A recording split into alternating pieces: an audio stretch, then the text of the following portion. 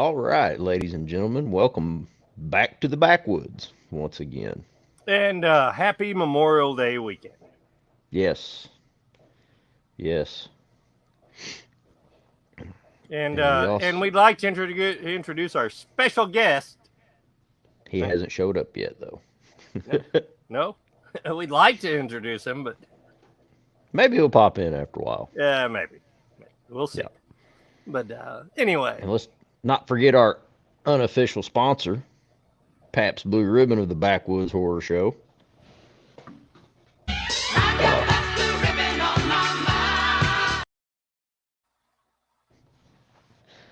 Code, what have you been up to? the usual backwoods fare, fucking chickens, snorting sawdust, and whatever that us rural folk do. Mm. So, do you prefer to fuck the chickens before you eat them? Oh yeah, Like you got to fuck baste them, them. then It's called butcher them, basting. then It's eat them? called basting. Oh, okay. I see. I see. So do you let the marinade set for a while before you fry it, or just as soon as you're done, throw them in the skillet and start It eating? depends on it. Well, it honestly depends on if it kills them during the basting. Oh, I see. True. True. So have you been watching anything new? No, Really? I I have not had actually time. have. What will enlighten us, please? Um, Jennifer Lopez's new movie, Mother, on Netflix. Oh yeah, Surprisingly, a decent movie. It's kind of what you would expect it to be. kind of But cheesy. I got cheesy well, from the. not horribly. No, it's actually pretty good. Gets a little cheesy at the end, but no, it's worth a watch. Yeah. What I took from the trailer was J Lo trying to do John Wick. No, no, not at No, all. She's a really. badass, but she's no John Wick. Yep, she's a badass, but yeah, she's nowhere near it. It'll surprise you. And It how old is her daughter in this movie?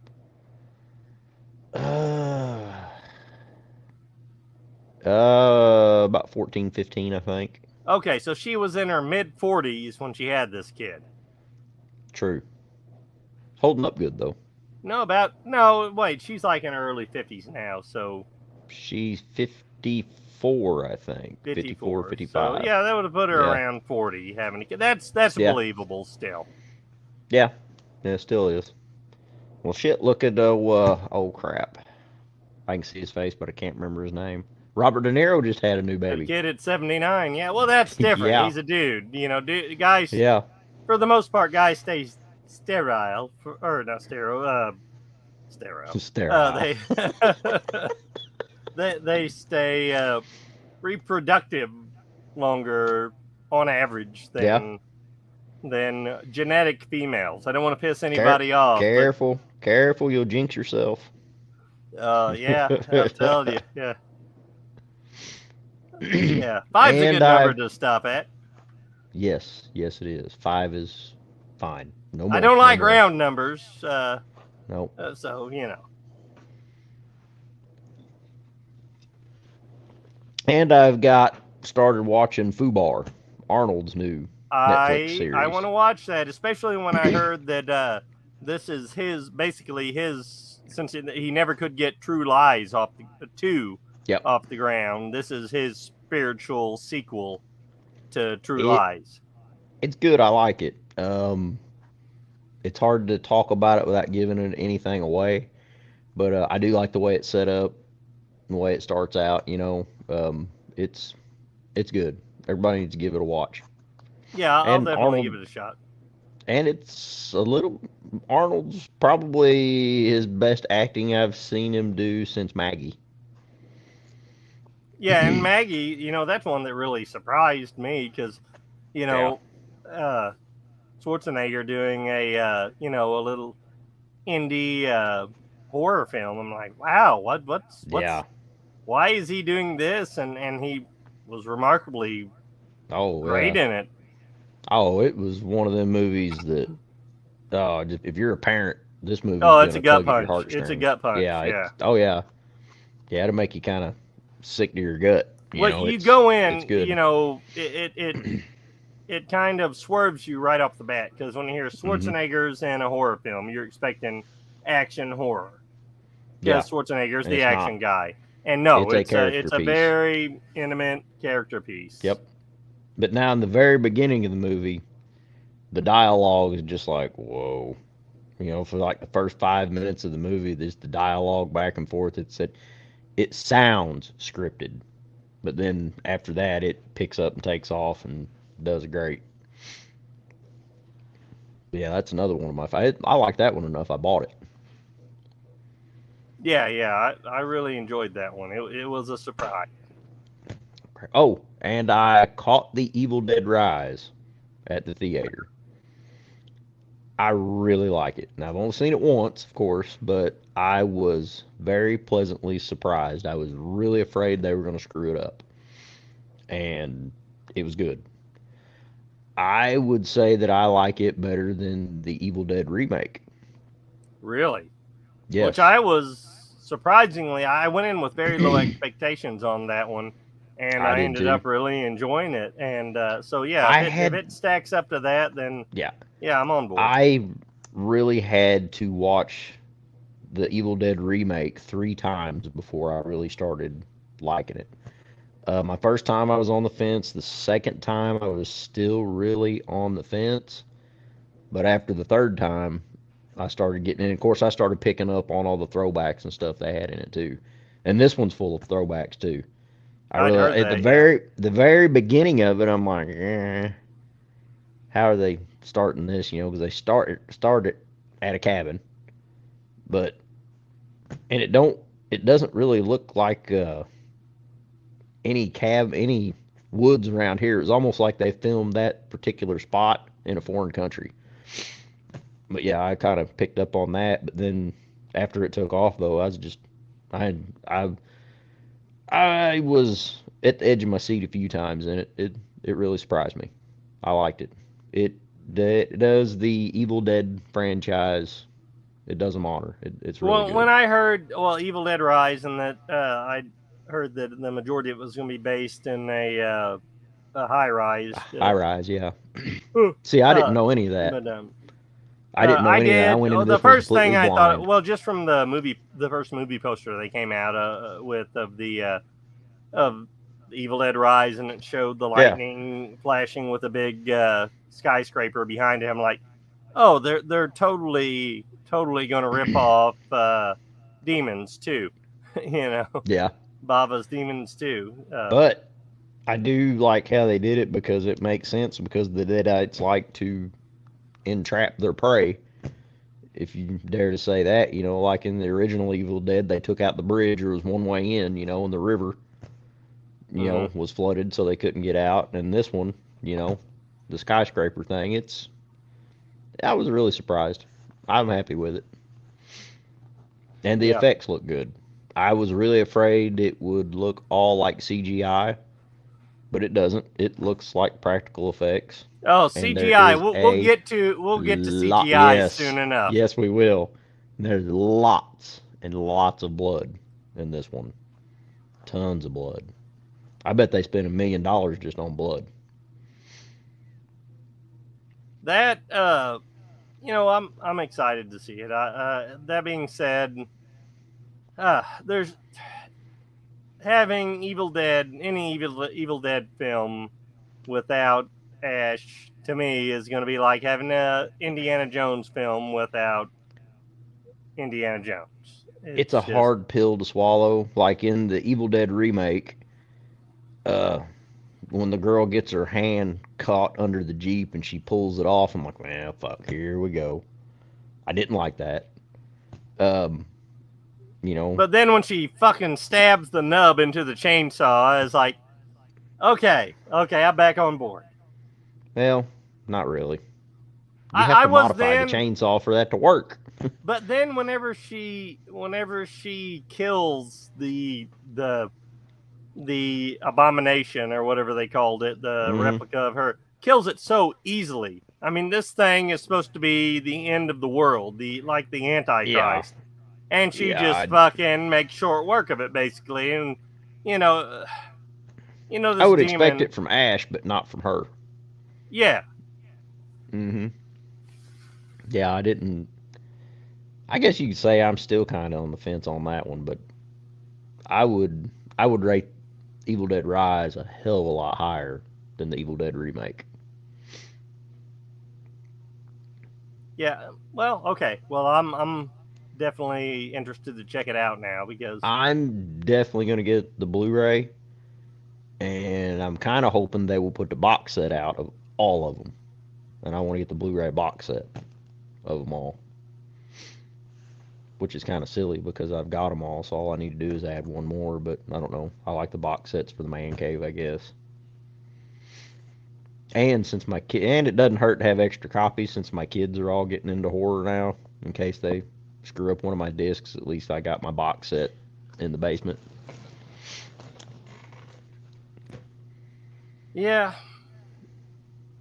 But There yeah, was I something haven't. else that I've watched and I can't remember what it was. I should have wrote them down, but I'm not running all eight cylinders tonight. Well, it is a holiday weekend. Yeah, and I played volleyball for about 3 or 4 hours yesterday and drank beer all day, and I could feel it this morning. I hate to admit it. So you haven't been watching anything?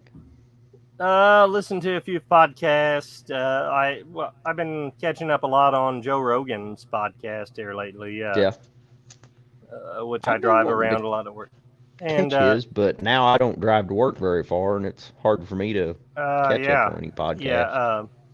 But he had Bert Kreischer, the Machine, Yeah, who has the movie coming out this weekend, The Machine, yeah, the stand-up comic, and I listened to a couple of podcasts. He did.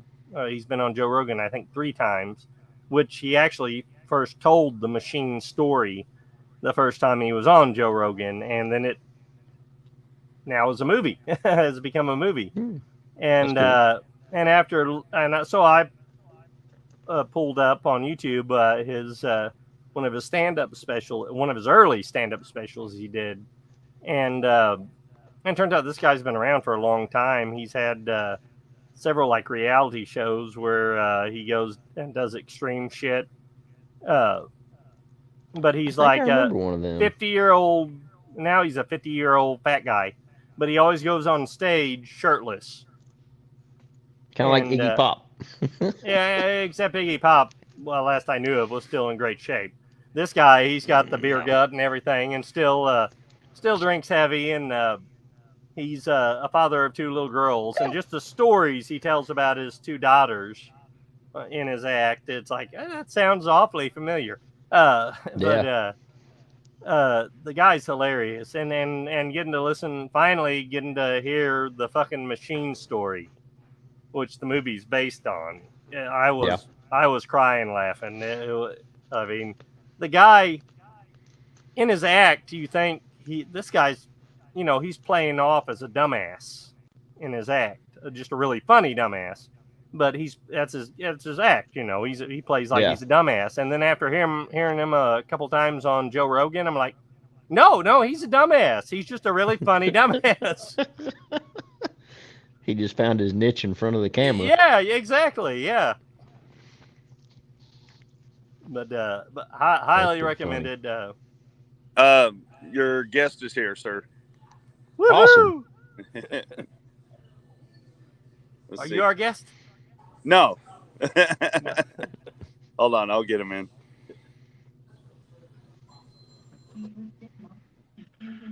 What's up, guys? Ladies There and he gentlemen, is. Johnny Gore.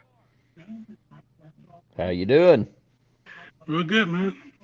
Good. So we were So, just kind of in the middle of what we've been watching.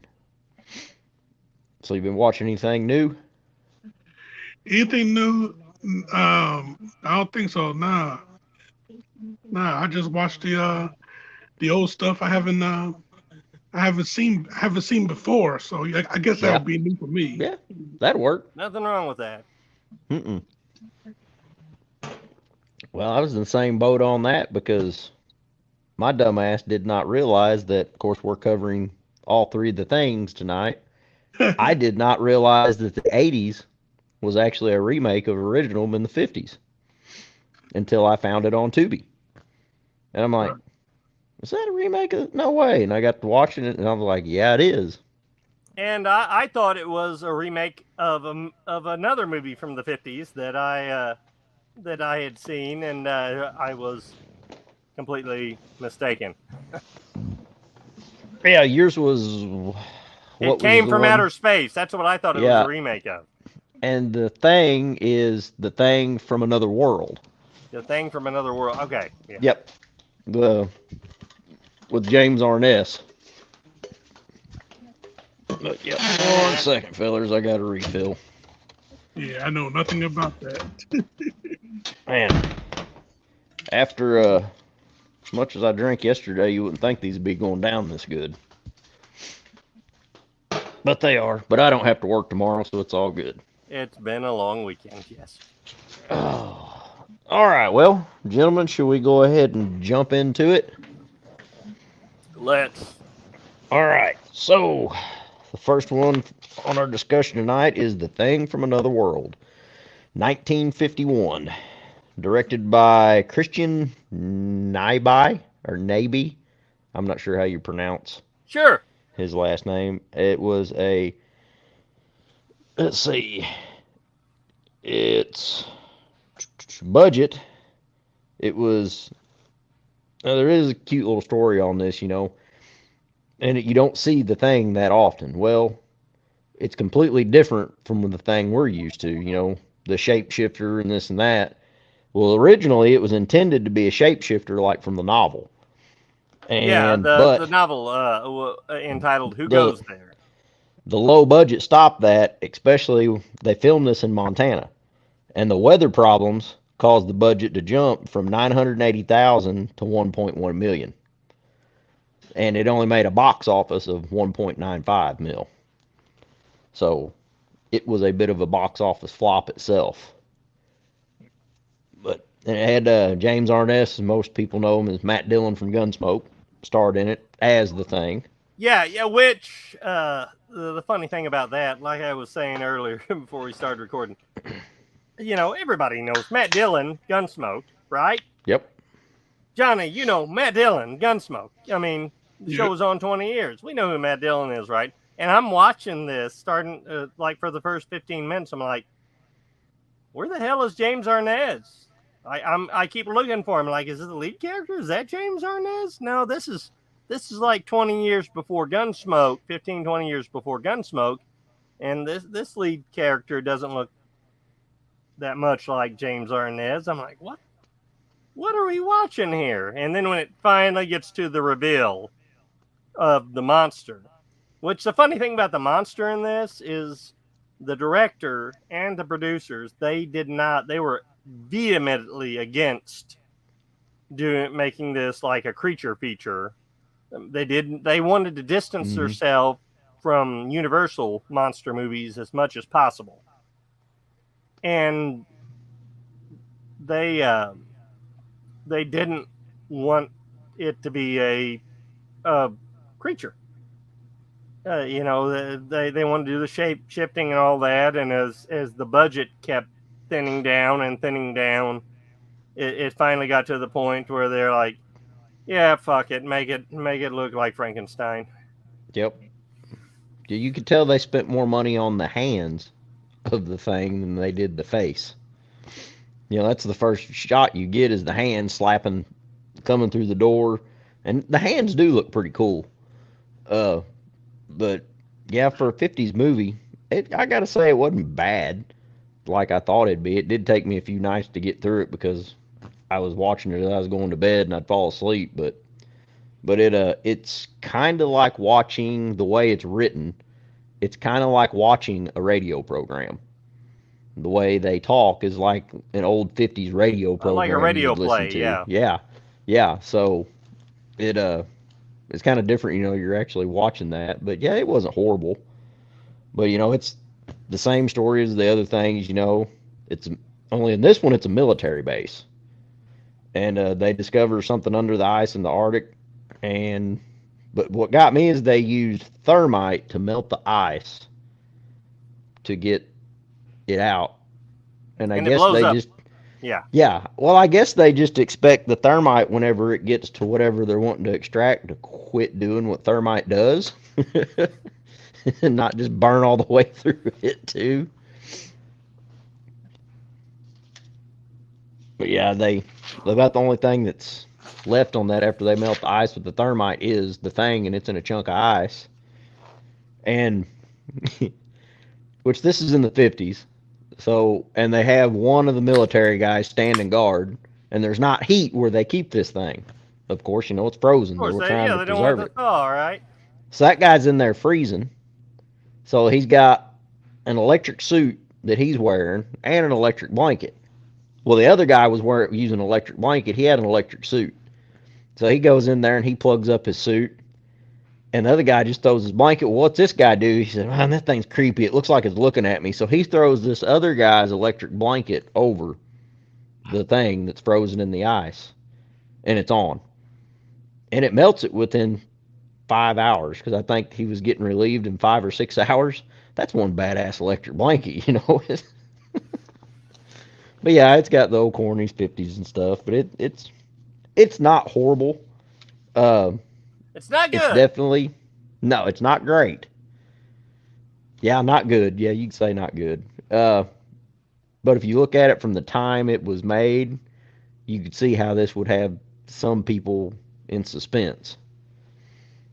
So it's definitely a movie of its times. But without this one, we may not have our great version in 1982. Oh no doubt we wouldn't have Exactly. Carpenter's The Thing. Yeah.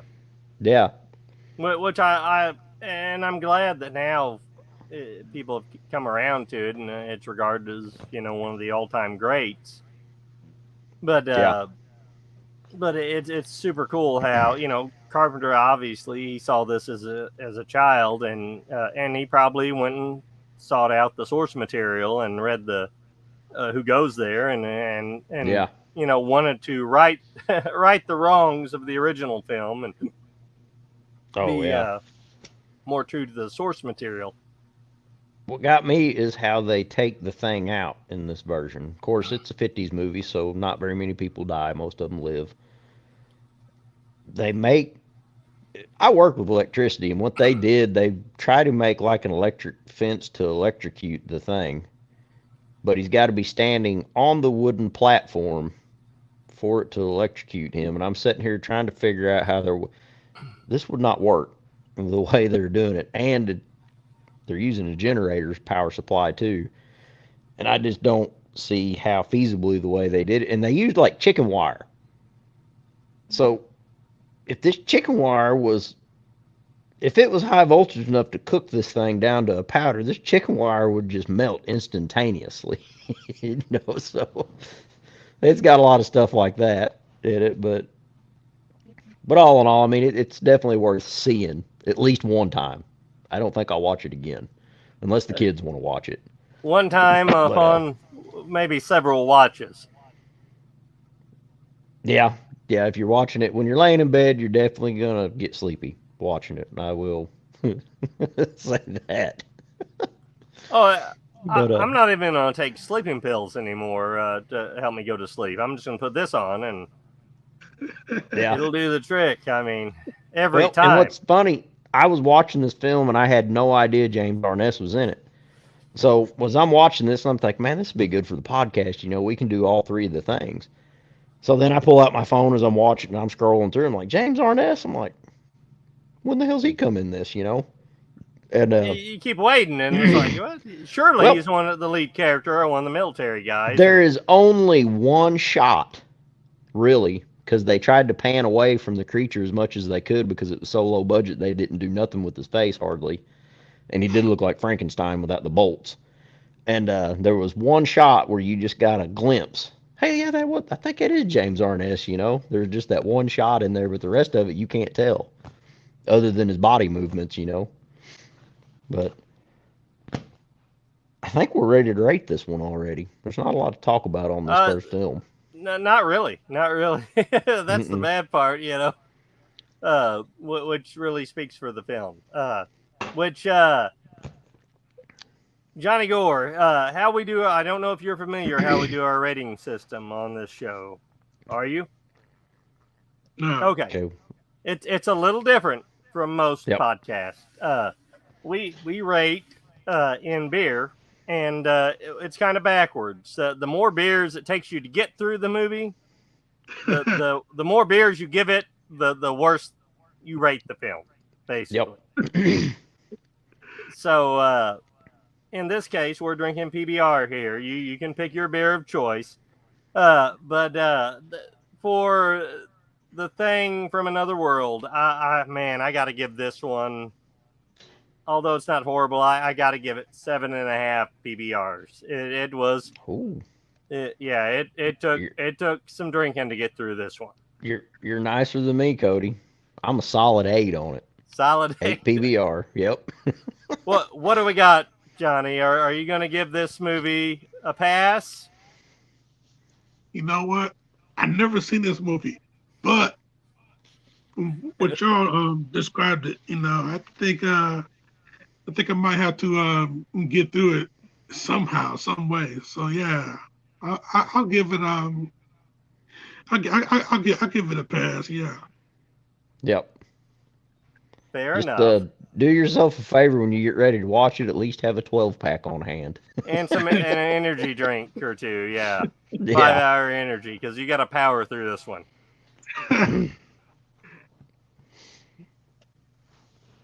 So do we want to do John Carpenter's The Thing next, or do we want to save it for last and do The Thing 2011, which is, spoilers, technically a prequel anyway.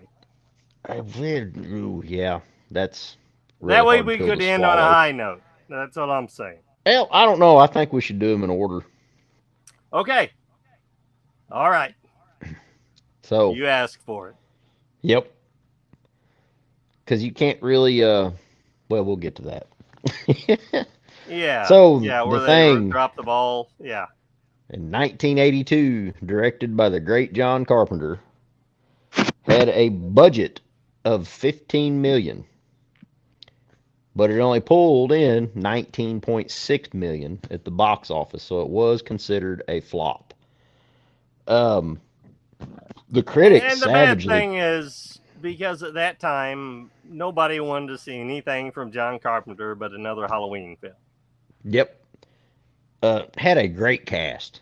Man, I mean, you got Kurt Russell as the badass pilot in there, doesn't give a fuck, You got Wilford Brimley, the Quaker Mr. Oats man. Diabetes. Yep, the diabetes man. Keith David, Donald Moffat, and many more great actors. There's not really a bad actor in this film. No. And it's beautifully written. I mean, the actors, the way they set up the characters and everything, all the characters complement each other, and it's like exactly something you would find in a station like that in Antarctica. You got all your specialists, they're there for one thing, and it's a diverse group of people. And the critics, they savagely pegged the film, and they called it no more than a gory freak show with flat characters, poor visual sense, and a relentless bleak tone. Were these motherfuckers blind? I don't understand how you can get that out of this. They just must have not liked horror at all. And No, they were probably like, wait, why is Michael Myers not in this? Probably. And I figure it's just because it scared the shit out of them, and they're closed-minded critics, and it made them pee their pants a little bit, and Yeah, so they and hated you it. have to remember, we got 2 years before this, we got Friday the 13th, which made the MPAA go, that when they let it slip through with an R rating, they after that, it was fair game on anything horror. Yeah. Oh yeah, they were after horror hardcore. They hated it, and yeah, whenever Friday the 13th slipped through, the ratings and all that and everything it got out, Yeah, they really went after everything, which I don't understand. We're supposed to be in America. If I want to see gore, you should show it. If I don't want to see it, well, guess what? I don't have to watch it. I can get up, walk out, I can turn my TV off, or I can change the station. Or stop the, well, there's not really any changing stations anymore. I can stop the streaming. There we go. But really, how many films do you find that hold up as good as John Carpenter's The Thing? There's only two things you can date this film with, where you can't tell what time frame this was filmed in, and The that's the video game that computer, Kurt Russell's playing. the computer, yes, and the Vietnam era flamethrowers that they use in this. That is really the only two things that you can really date this film with. Uh, Possibly the helicopter, but in a lot of far out regions like that, they still use old shit like that.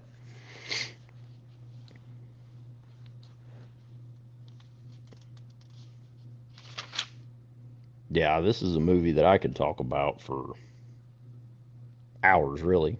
I mean, on the character pieces, and we haven't even made it to the special effects yet. Yeah, hands down. I mean, the special effects are still pretty much Mind-blowing. unrivaled. I mean, Oh yeah, and there's no CGI in this. This is all practical effects, Right. which is one of my favorites. You know, I'll take practical effects over CGI any day. I don't mind it when they enhance exactly practical effects with CGI. But in a my film opinion, shouldn't totally rely on CGI. no, It just no. maybe someday. I mean, I know we're getting more and more advanced with the CGI, and it looks better and better all the time. But you just lose that realism, especially if you're watching in high definition. Oh yeah, high definition tells. Well, this film, you know, it was shot in '82, the year I was born, and it still looks great on a Blu-ray. It looks phenomenal, you know.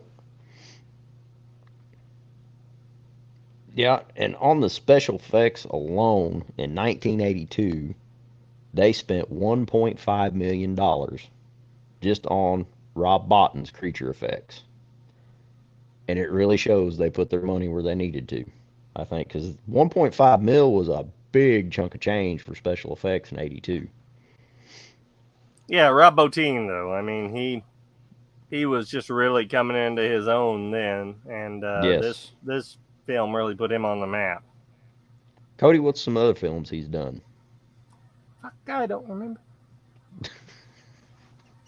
Help us out here, Come on, Johnny bro. Gore. Rob Bottin. Oh man, I don't know, but I tell you, I say something about The Thing though. Yeah, this movie, yeah, it really, yeah, like you said, it really does holds up. You know, practical effects. You know, you can't really go wrong with that in this movie at all. Yeah, the storytelling aspect of it. The way they shot the whole thing. Having having the dog be the catalyst of the whole thing Yes. throughout, from the Yeah. start. You know, Yep. if only they knew Norwegian, all this would have been avoided. Yeah, All this would have been exactly. avoided. But Yeah. Well, yeah, and they got yeah, the, and that's like, you're talking about the character development. Well, they got the one guy, his job is to take care of their sled dogs. So naturally, he's a dog man. So he sees these crazy Norwegians shooting at this beautiful husky running into their base. Of course, he's going to try to defend that dog and take it right in and take care of it. Lays right. right into the thing's trap. Yeah. Shit. Rob Bottin. Yeah. The Howling. Humanoids from the Deep. Legend. The Fog. Total fucking Recall. Going RoboCop Well, That's right. RoboCop Total 3. Recall. Piranha, the original Piranha. Hmm. Inner Space with Dennis Quaid. Okay, so this guy, yeah, Mr. Deeds. Mr. Deeds. Mr. RoboCop Deeds, 2. Mr. Deeds. The Witches of Eastwick. Mimic. Oh, Mimic was Basic good. Instinct 7. Silver Basic Bullet. Instinct. Oh, Wait a minute. You mean the crotch shot with special effects with Sharon Stone and Basic yeah, Instinct? Rob Bottin did the Beaver. Bottin did the Beaver. Well, that was the thing, but it was just a different thing.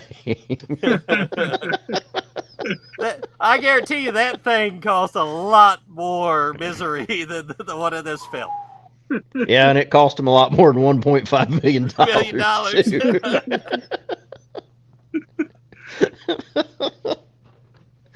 Oh, damn. Dang, he's working a lot more than I thought. King I knew Kong he'd done a lot. 76 even. Oh, cool.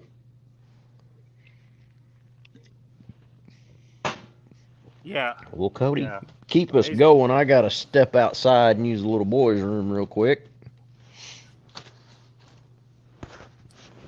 So, Johnny, what do you think? I mean, let's go get on Kurt Russell here for a little bit, because, I mean, God, what year was Escape from New York? Was that before this? That was after this, right? Yeah, that was in 81, I think. Yeah. Okay, so before, but before that, basically, Kurt Russell was a Disney kid, Yeah. right? Yeah. And this is what pretty much set him, launched his action movie career. This and Escape from New York. Yeah, 81. Yep.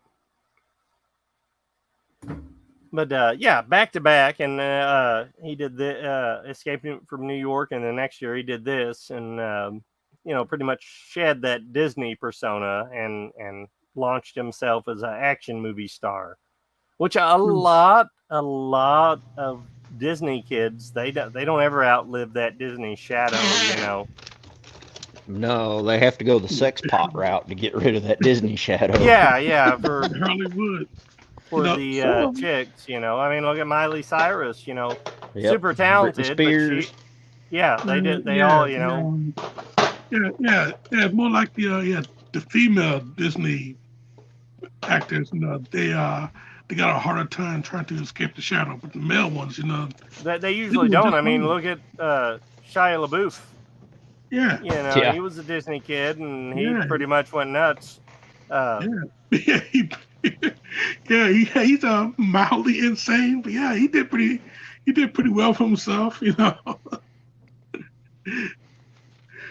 yeah, Shia LaBeouf, and then they got with Zac Efron, he doing pretty good for himself, He don't have to be known as a Disney kid, Yeah, but those girls though, they they have a little bit of a harder time. Look at Miley Cyrus. Yeah, she had to go through extreme lengths just to get out the Disney. Don't know. I think she was just being herself, to tell you the truth, because she's still like just pissing in public in the streets and all kinds of shit right now. It's like she's posing for paparazzi. It's like, So, well, of course, when you have Billy Ray Cyrus's shadow is what you grew up in, I guess. If she's That's gonna a go, shitty shadow to grow up in. Yeah, ain't I kidding? She should really bring back the mullet. I think she would wear it well. I think she could do it better than him. Yes. Yep. Damn, we've covered a wide spectrum on here. We went all the way from special effects, The Thing, to Disney whores. We need to do a whole episode on that. Just the Disney horrors episode.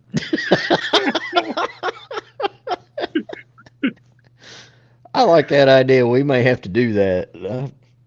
The research is easy to find. Yeah. We may have to have a lot of censored blocks up on some of the show, though. But Oh shit! So Jesus, what we would were. Henry Rollins think? I don't know if he can do the. No, you got to say Henry fucking Rawlings for it to work.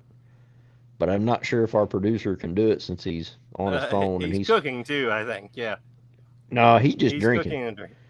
Oh. But he's drinking. Our producer is producing from his phone at the tavern right now at a barbecue. So we don't have all of our special effects we usually got. But God bless him for still taking care of us even whenever Yeah, he's at a yeah, cookout. This one's yeah. for We Poe. wish we were there. Yeah. But yeah, and then when you get into the creatures on this, and this movie doesn't get old. I have seen this movie, gosh, I don't know how many times. And every time I see it on, I can just sit there and watch it, and it does not get old. And all the the dog creature, and Yeah, it just that yeah, was yeah, freaky. I remember yeah, the first time I saw it, I was a little boy watching it with my dad, so it was probably in the '90s when I can remember watching it. Dad rented this one all the time, and from the old VHS GNL video back here, and that dog creature, and we had a dog pen that was kind of set up like their pen is inside. It's got the petitions. Well, we had like 18 to 22 beagles. Dad raised beagles, so they were petitioned off like that, and I'd have to go out there and feed them dogs, and I'd be eyeballing them little son bitches while I was out there feeding them. I was probably like an 8-year-old kid. They ain't huskies, they was little beagles, but I wasn't taking no chances. First one of you motherfuckers' head splits in half, I'm dropping you. make sure you have a gun on you right there. Yeah. Well, then Right that, there, where the hell would you shoot the thing to hurt it, though? If its head splits open. I'm used to shooting shit in the head to put it down. How the hell you going to take this? That'd mess me up. But the thing, and it's genetic makeup, the doctors get into. And they did that in the original one, too. I forgot to touch base on that. Well, in the original, they make it out to be a vegetable. Yes, that drinks it blood. has A vegetable that drinks blood. That scene in the kennel, Yeah. when the thing's starting to show itself, Mm-hmm.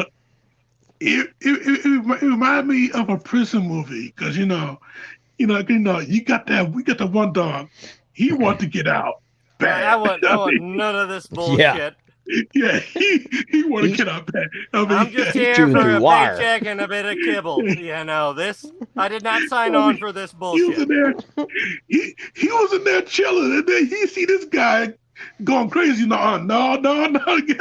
Yeah, he wanted to get out that so much bad, and then the acting of the dog. Are you seeing this shit, Benji? Are you seeing this shit? He's like, I knew I should have signed up for the sequel of Benji. Fuck this shit. Yeah, when those guys got there, opened that door, he was the first one out, man. Hell yeah. Oh man, I tell you, yeah. If you sit here and think about it, that might have been the best actor in the whole movie. Because how convincing was that dog? Wanting to get out. Yeah, he wanna. Fuck my agent for telling me not to take the Homeward Bound live action film. And then, you got the dog guy in there, and they're like, burn them, get the flame. He's like, no, they're my dogs. And the one's like, fuck your dogs.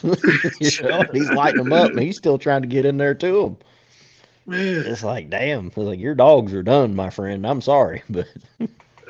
Hot dog, hot diggity dog. You got one already. You got one already in the cell. So yeah, forget about the rest of them, man. You are done for. Yeah.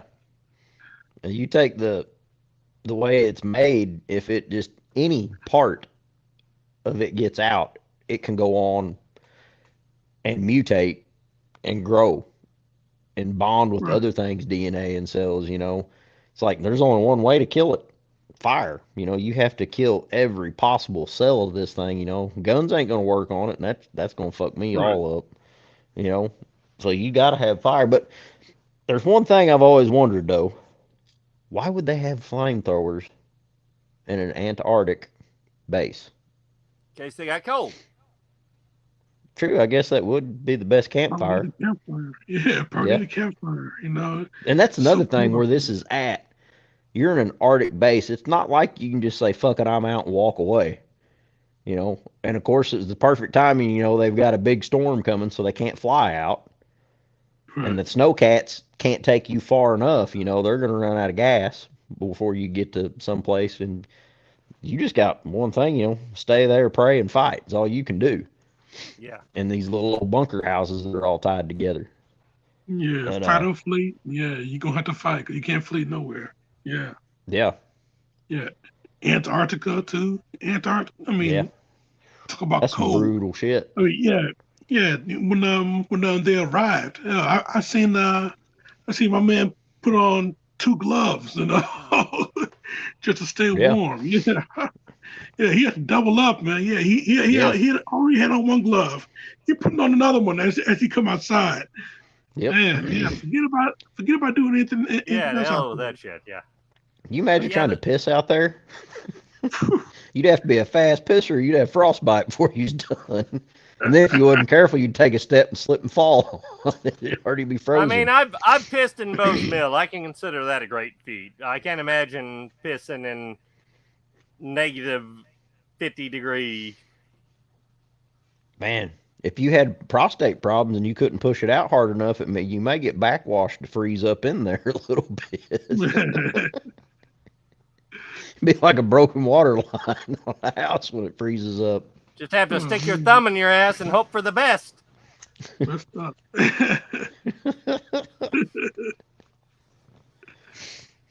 Yeah, and then and of course, part of the thing gets away from them. You know, they don't burn the entire dog creature, and then it starts when it really gets interesting.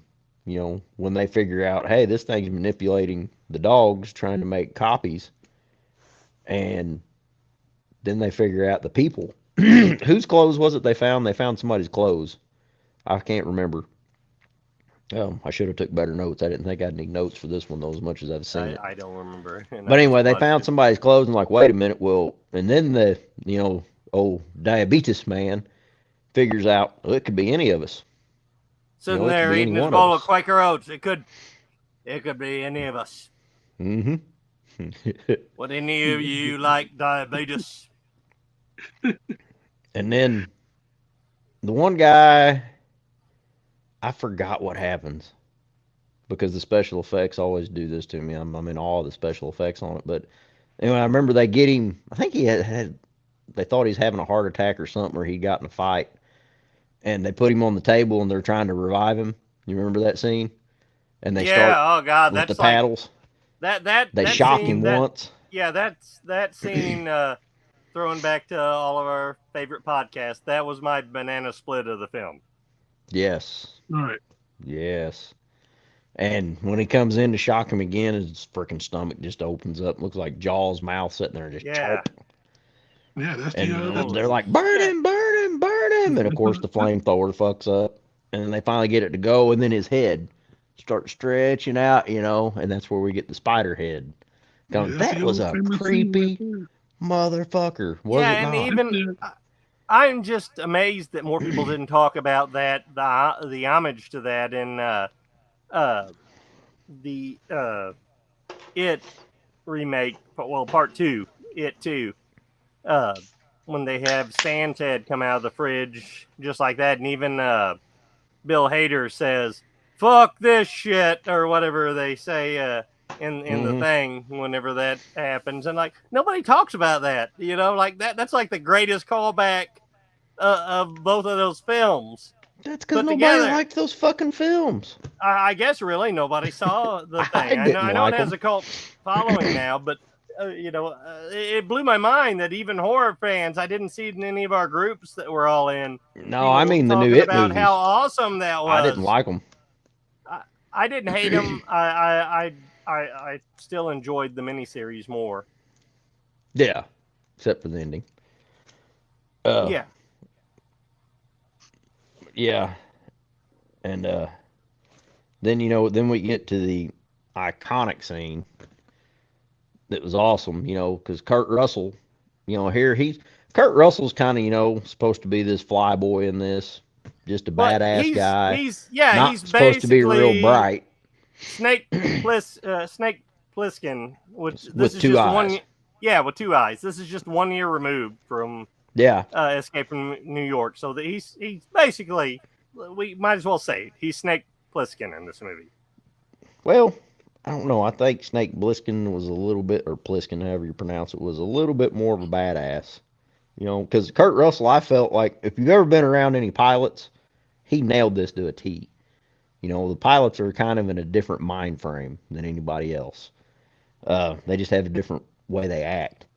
Well, they know And there's a possibility they could very yeah, easily maybe die their every last day. flight. Yeah, and he comes up with the idea.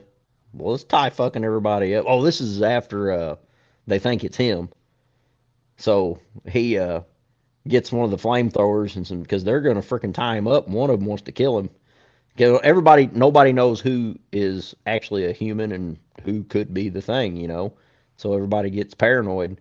Well, they think that's right. They found Kurt Russell's some of his clothes out there. And he's like, it's not me. And they're like, well, that's just what it would say. So he gets a freaking flamethrower and a freaking stick or 2 or 3 sticks of dynamite. And he's like, all right, motherfuckers, we're all going to go. And then he has them tie them all up, except for the other couple other guys to help him. And he's like, all right, so this thing has, I forgot the words he used. He's like, so every single cell of this thing is trying to survive. So if you cause any kind of damage to it, it's going to try to get away and survive.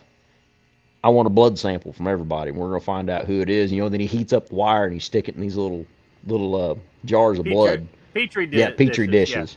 Gets blood from everybody. Then the one guy, there's 3 of them sitting there tied together. Was it on a couch or was it chairs? But anyway, they was tied together. It was a couch, yeah. Because the one dude, the commander or whatever, was like, he starts, says up to the extent of, I'd be doing great if you don't tie me from this fucking couch. Yeah. But even the small effects, like the Petri dish, when it jumps out at him, I remember the first time I seen it, about freaking knocked my dad's head off because I think I was either sitting in his lap or I was in front of his recliner. And whenever he's sticking that hot wire in the blood, he goes to the next one, he finally goes to the other guy, and you look at that guy, and his eyes are getting big, and he starts sweating, and his color looks different. Right before, and then when he sticks it down in there, and that little freaking whatever it does comes up, and it looks like a little head or something with little gnarly fangs, or the blood's going everywhere, jumps out of the Petri dish. I remember that. I was like, hello, jumped up. My dad was laughing his ass off. And this movie's got a lot of sentimental value for me too, like a lot of them do, because my dad's one that introduced me into horror. And then that guy starts shaking, and basically his head splits open, his hands split open, and he gets like these gnarly looking, not really tentacle like, but they're almost like kind of like a bloody whip looking things from his hands and his head, and he gets teeth coming out everywhere, and then he just jumps up onto the ceiling. And those other 2 bastards, it was tied together right there by him. You know how scared they'd be? Like, we're fucked. Either he's going to get us or these guys are just going to say, fuck it, and flame us all, Oh, they got workman's comp. Boy, that ain't no shit. Be hard to get insurance at that workplace again, wouldn't it? When I even dare come to work the next morning if I survive. Well, that ain't no shit. But, and then the Quaker Oats man starts sabotaging everybody, remember? Because he decides nobody needs to get out of there alive. This thing needs to be killed. It needs to stay here.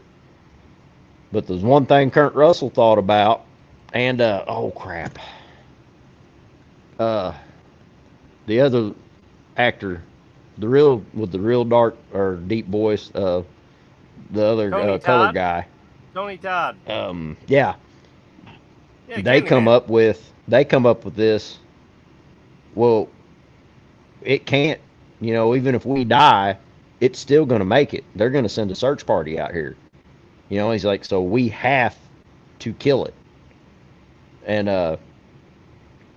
yeah, I forgot what all Walter Brimley did, but yeah, he kind of, I think, yeah, he sabotaged the snowcat, sabotaged the that's right, and the helicopter, sabotaged all the communications, so they had nothing but the generators. And then you get in the big epic battle scenes. Well, not really battle scenes, but where basically not Tony Todd, he wasn't in this one. Yeah, Tony Todd's in Oh, this. no, he's not. The Candyman's not in this one. He is in the last scene of it. That's not the Candyman. No, that's Keith David. Yes. Um.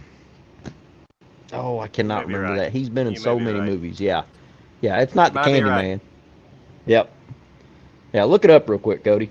I'm on my phone. I can't. I use my phone to podcast. But yeah, so you get to the final scene where it's just him and Kurt Russell sitting there drinking whiskey. Everything's on fucking fire. They got nowhere to go. So pretty much, they're gonna freeze to death. Then it's cutscene. Yeah, Keith And, David played Childs. Yeah. Yep. T.K. Yes, Carter. Child. That's T.K. Carter was the other dude in it, but it was Keith David at the end, right? Yep. Yeah. Yeah, it was Childs. That's who I was trying to remember his name, Childs. But yeah, it just winds up being them two. And I know we're missing a lot in this movie. There's just so much. We could spend 2 hours on this movie. Just talking easy. about the special effects. I mean, Oh yeah. It really. I hate to paraphrase Dave Z, but this is about as close as you can get to being a perfect movie. yeah, it's right up there with Jaws, in my opinion. Yes. Yeah, the pacing's right there. The special effects are just fucking phenomenal. Well, the cinematography too. Yeah, that claustrophobic feel you get from watching this film. Yeah, well, and it's the worst type of claustrophobia because you can't get out. If you get out, you're gonna fucking freeze to death. You have to stay there. You're entrapped. There's nowhere to go. The only way out's to fly out. The vehicles you can get in won't get you out far enough. Won't take you anywhere. Yeah, you're gonna die. Yeah. Yeah. So yeah, this is, I don't know, this is one of my favorite films. Oh yeah. Don't forget the old internet theory. Yeah. Childs. Yeah, people saying that Childs is the thing because they didn't see his breath in the Breath at the end. in the Yeah. cold, Yes, I forgot about that. I'm glad you brought that up. Yeah, because you could see Kurt Russell's breath in it, but you couldn't see Child's. Right. And breath even in John Carpenter has come out and said, that was unintentional, but I don't know. Yeah. I don't know. Yeah, he's like, how did he word that? He had a way that John Carpenter words it, because I remember that interview. He's like, that was a unintentional, wonderful fuck up or something like that is what he said. He's like, it happened. He said it looked great on film, but it's not what we were shooting for, but I'm glad it did.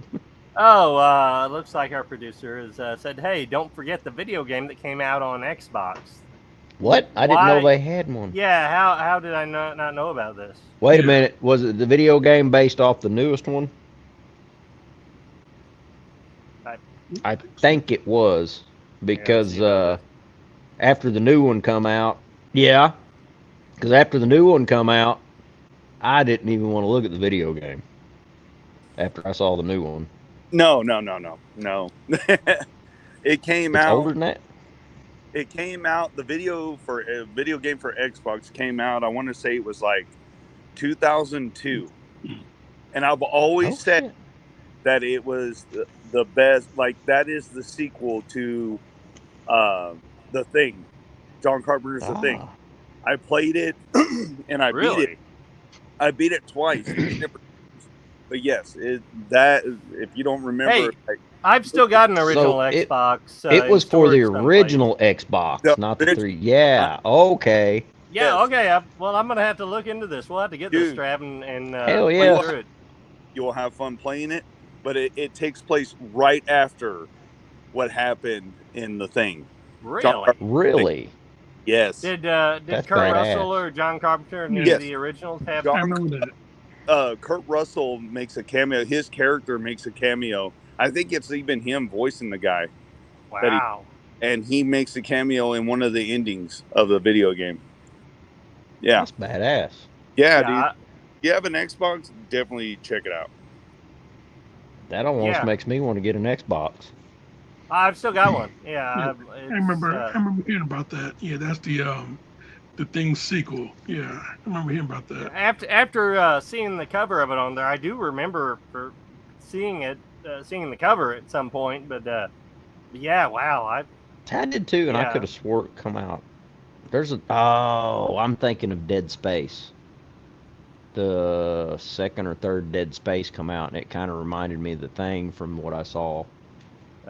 Yep, okay. My bad.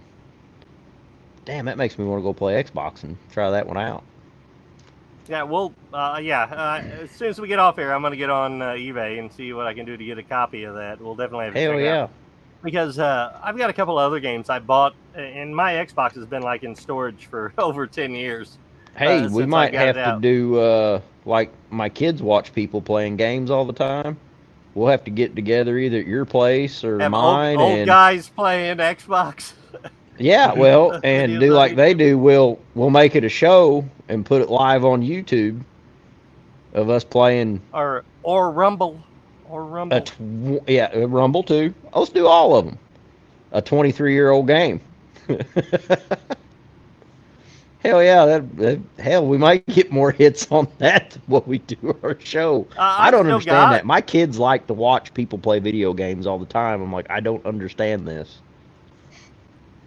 I've still got several original Xbox games. Of course, Trav, you know what we always used to play was all the Conflict games. Conflict Vietnam, Conflict Desert Storm, Conflict Global Terror. Those where we could play 4-player games on them. Between that and like Halo 2. Johnny Gore, you get into back in the day, were you a Halo 2 guy? No, I don't have an Xbox, so you know. Oh, I see. You're a PlayStation guy, huh? Yeah, I'm a PlayStation guy. Yeah. That's my kind of man right there. I'm PlayStation 2. I've been busting Trav's balls for years about that. Yeah, everybody that plays Halo, you know, I was playing Metal Gear, so I play Halo, but I went and played at their places. I loved Halo, but now there's so many different shooters. Halo did set up. Well, actually, it was GoldenEye from the Nintendo 64 that started the first-person shooter. Right. Loved playing that one. Yeah, so and they recently did like a reboot of GoldenEye where they completely went through and redid all the graphics and stuff. Amped it up for the whatever the Nintendo game system is now. I don't even freaking know. The Switch, is that it? Yeah, Switch. Yeah. Yeah, the Switch is like their big platform now. Well, big little platform. But it's kind of, I guess the Nintendo Switch is kind of like the Game Boy from back in our day, only the Switches you can do a hell of a lot more with them. So, do we got anything else to cover on John Carpenter's masterpiece? Yeah, it's just the perfect sci-fi horror movie, you know. You said it right there. Exactly. Yeah. So, shall we rate this one? Yep. Johnny, what do you got? Watch this. Nobody cares what you think, Trav. Yeah, watch this movie completely sober. Yep. Yeah. Okay, Trav, what do you got? Big Fat Zero. Takes no beers to sit through this movie. I am going to say this not as an insult. I will disagree because I'm always going to crack open a beer before I sit down and watch a horror movie. But I'm going to give this one beer because I don't want to get up. I'll open it before I start it. And I don't want to get up and get another beer because I'm glued to the screen every time I watch it.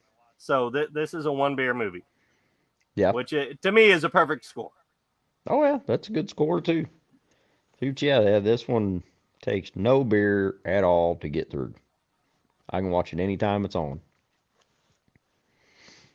Speaking of that, before we start our next one, I'm going to run and get a beer. Well, I guess Better I can get do a the couple intro for while this I'm one. doing that. Yep. Yeah, there's going to be a lot of shit and trash talking on this one. But it deserves it. So, our next candidate is, it's supposed to be a prequel, which I still ain't figured out how that shit works You just gave away the whole big twist of the film. No, I didn't. Everybody was talking about how this was a prequel to The Thing when it came out. They didn't, but it doesn't give it away till the end. Still, it can't be a fucking prequel. It don't work. No, because Anyway, it's set in modern time. It's like... No, we'll get to that. So, The Thing from 2011. It had a $38 million budget, and the box office was $31.5 million. It was a total T flop. It choked on its own balls. So, if it had any, and it doesn't. So the cast, not really worth mentioning.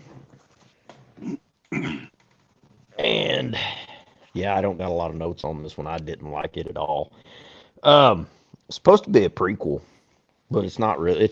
It's a remake. It's pretty much a shot-for-shot remake until the end, where they tried to like, oh, surprise! Even though this is exactly like the original, pretty much shot for shot, except with shitty CGI. This is actually a prequel. And no character building. Well, I will give them one thing. When you're trying to make a remake or a prequel, sorry, beer's kicking in, off of a perfect movie, how the hell are you going to do it? You know, that is... It's like trying to remake Jaws. A hard job. Exactly. So, yeah, but I don't give a shit. We can skip to the end. We can cover it all. But they were saying, oh, this is a prequel because, you know, you get to the end and they go down in the ship in the ice and then blow it up and all that bullshit. I'm like, oh, well, if you did that, then how did they come along and find it? Because this was a new discovery with Kurt Russell's crew and all that. So it would already be documented. They would find where they had found shit before, and the thing was already would have already been out of the ice. So why would they have to find the ship again that got exploded? And then what did the thing just did burrow down in the ice and freeze itself again by its magical ship that suddenly got unexploded for the 1982 one to start? That's what I mean. It makes no sense to be a prequel to me at all. No. Maybe if you're on some methamphetamine, it may make sense, but that'd be about the only way. I think they called it a prequel because they knew they were going to get a lot of heat for it. Yeah, and they could have changed so little to make this work, you know. And that's the thing. They could have made it a period piece because it's in Antarctica. It's not like usually when you do a period piece, that means a lot bigger budget, you know. But this was in Antarctica, and it would have probably not even made any difference on the budget to make it a period piece and sit it in the late 70s, early 80s, and they could have so easily played this out like you thought you were going into a remake and have it set in the correct time period and change just enough stuff up to where you're throughout the whole movie you're like, oh, this is, you know, where you're not treading over the same material exactly. And then at the end, when they get the big reveal that it's actually a prequel, that you know, it would have been a lot more impactful. Yes. but yeah. But they shit the bed. And they tried to combine practical and CGI effects, and they failed so miserably. This was not the director's fault. It was the producer's fault. The director wanted, he was a huge fan of the original and wanted to go all practical on the effects. This is 2011 when, when did Transformers come out? Like 2010 or something? Yeah. And CGI is making leaps and bounds. Well, and they were, they did all the effects practical, all of them. And the studio, the producers, insisted that they go back and overlay them all with CGI because CGI is big right now. And the bad part is all this original footage doesn't exist anymore. It was the practical. So there's no way we'll ever get to see the practical effect footage. Actually, no, you can find snips of the practical effects when they're working on them, when they're doing test scenes. You can find that because I found some of it. It just did not have the same feel as the others. Oh, hell yeah, Poe, put that on. Yeah, throw it up. If none of us make it, at least there'll be some kind of a record. The storm's been hitting us pretty hard now for 48 hours. We still have nothing to go on. One other thing. I think it rips through your clothes when it takes you over. We're all very tired. There's nothing else I can do. Just wait. R.J. McCready, helicopter pilot, U.S. Outpost North 31. Blake, you should have a look at this. What the hell?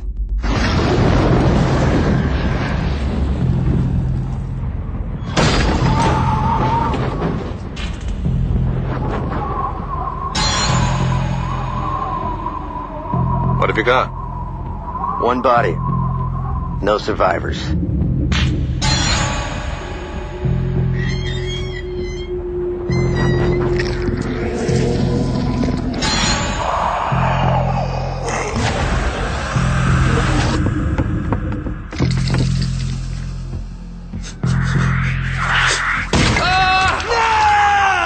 What we're dealing with isn't human.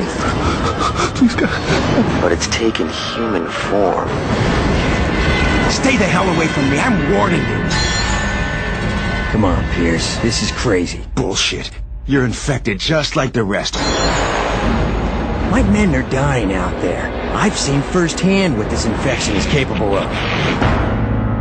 Oh, you have no idea what it could do. Like my dad always said, if you want a job done right, you gotta do it yourself.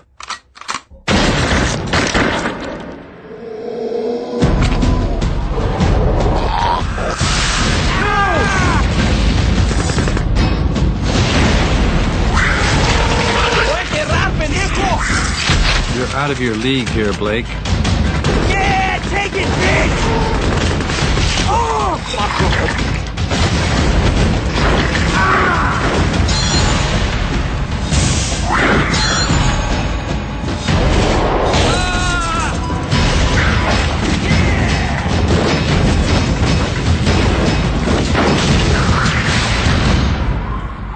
Game over, Whitley.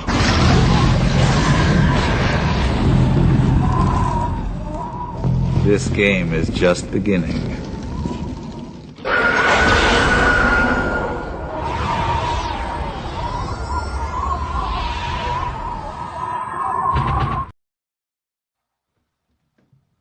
Hell yeah, I want to play that.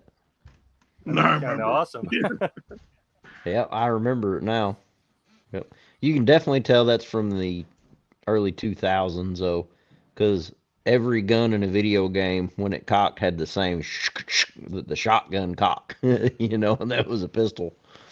But yeah, I definitely want to play that. Okay, John Carpenter, we're calling you out. You need to design a video game now. Yeah, he's been doing all the thing video he's game. pretty much just doing music now. So why not? Did the music Yeah, let him pay you Oh. a shit ton of money and do the music for the video game.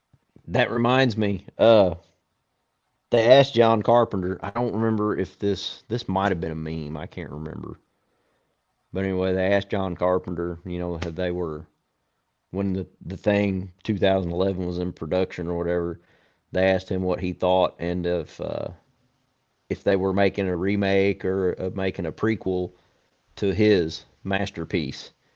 He just looked at him and grinned and said, "Good luck," and turned around and walked off. Like that interview with him when they were asking him about what he thought about the new Halloween sequels. He said, "I'm not going to say what I think about the new sequels. That's up for you to decide. All I know is that when I'm sitting at home on my couch, taking a big rip off my bong with my feet propped up on my coffee table, this wonderful thing happens when the new Halloween sequel happens. When they call me and tell me there's a new Halloween sequel happening, I put my hand out, and magically a check drops in it." Yep. Yeah, I think Carpenter is doing some gaming himself. You know, yeah, that's how he passes time now. You know, he do music and then he do some gaming. He been working on trying to get a video game. You know, a movie adaptation of a video game out. So yeah, Oh, cool. I think he's been doing some gaming himself. You know, I'm afraid the guy's in his 70s, but I'm afraid I still couldn't keep up with him. No. Honestly, just The if power we're of being honest. cocaine. Yeah.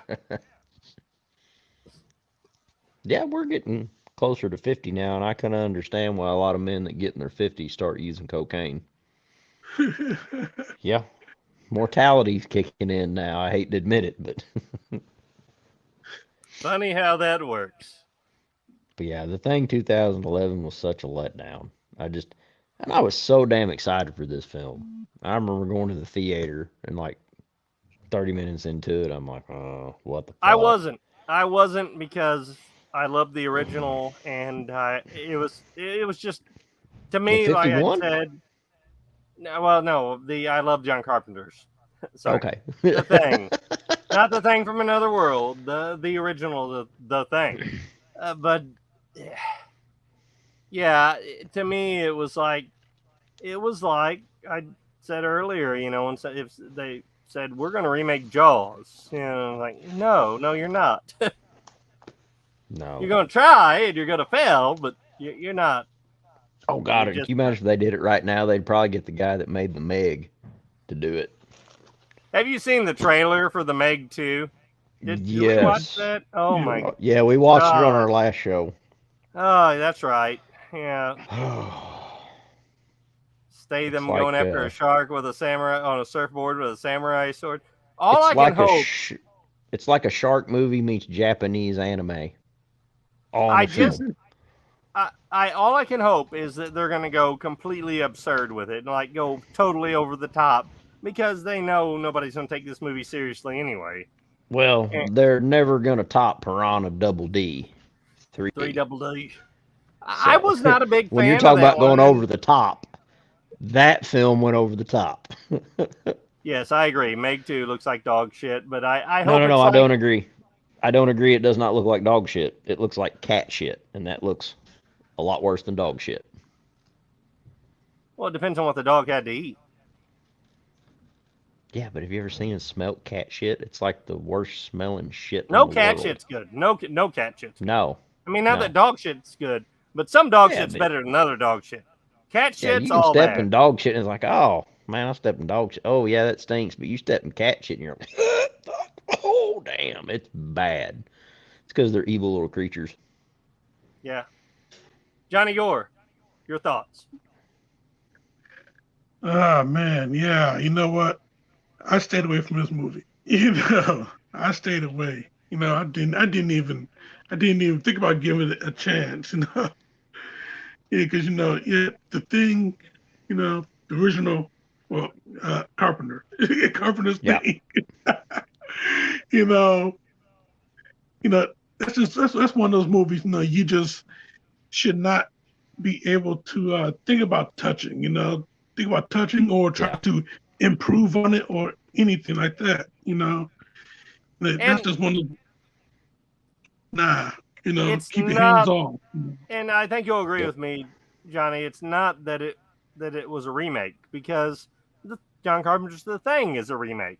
But when a movie is done so well, almost perfectly, when you reach that plateau, you better come out swinging if you're going to try to even get close. Very few remakes have done that for me, especially in the horror genre.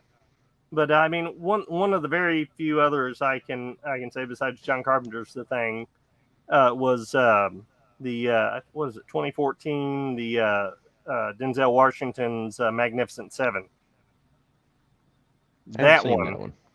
Oh my God! Yeah, that was it good? Yeah, it's better than the original. I will flat out say that. Anybody I've ever showed it to has that loves the original Yul Brynner Magnificent Seven. Yeah, Magnificent Seven. Yeah, that's a remake of a remake. They keep just enough. They pay just enough homage to the original source material to to not. It's just close enough that it still feels you understand the story. It's still basically the same story, but it didn't shit on it. It complimented it. Exactly. And fucking Denzel. I mean, what can you say? Yeah, can't go wrong with Denzel.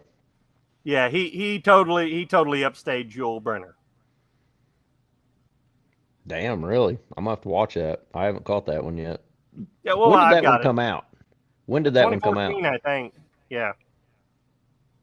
That's right. I've probably seen it. I've probably seen it a dozen times or better. I know why I never have watched it yet. It came out in 2014, and when it came out, I was wanting to watch it with Dad, and we never got around to it. And then Dad passed in 2016, so I never did pick up on it yet. But yeah, I want to watch it though. Granddad, he watched it, and for what I rented it like 5 times before I finally bought it, because every time Granddad would come over, he'd want to watch. He would want to watch it. And that is an old movie. If you were renting it, you can't even rent movies anymore. Well, no, I mean I was renting it online. Okay, never mind. Xbox. But I was like, finally, I was like, fuck it, I'll pay the fucking $20 or whatever it was and buy it, because I'd already spent that much renting it or better. See, and I really like the physical media more than I do. Like, you can buy them online, but the physical media has all the extras on it, and which is great for like what we're doing on podcasting. I should have got my my dumb ass. So I watched The Thing, but I streamed it instead of getting the copy of The Thing out, which my thing is a DVD, so it may not have all the extras that the newer stuff does either. Wait a minute. No, I've got the Blu-ray too. Shit, I do have the Blu-ray. Yeah, I didn't even watch it for the show. I should have watched it, because that's like on the one we done Mosquito and this and that. It had all the behind-the-scenes stuff that had all the extra tidbits that is interesting to me now. Back when I was younger, I didn't give a shit about that stuff, but now I do. And especially since, we kind of have this little horror podcast going. But yeah, Cody, definitely see if you can find a copy of that video game.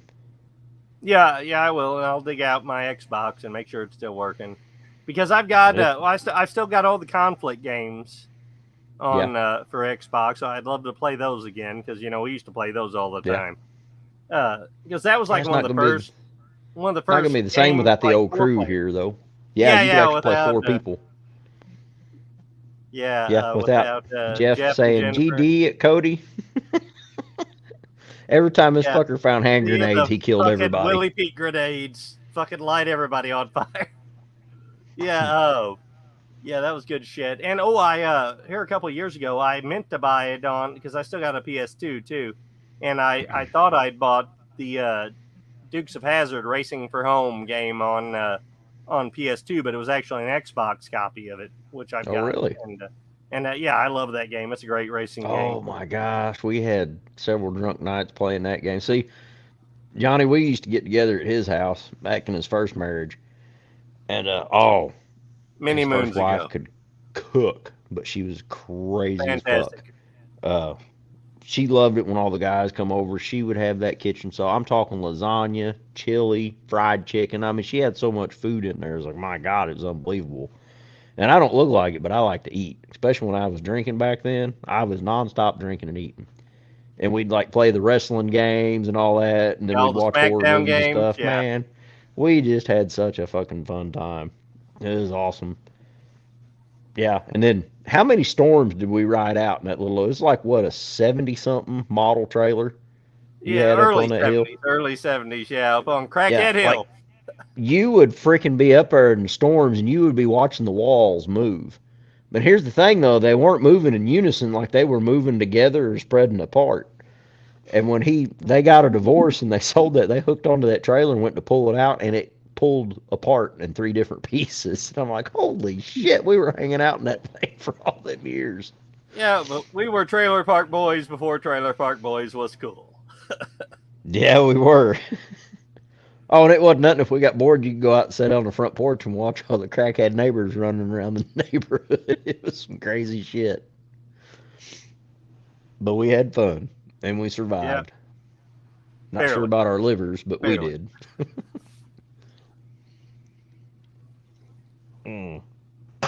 Oh, shit. I forgot. We've got to rate this one.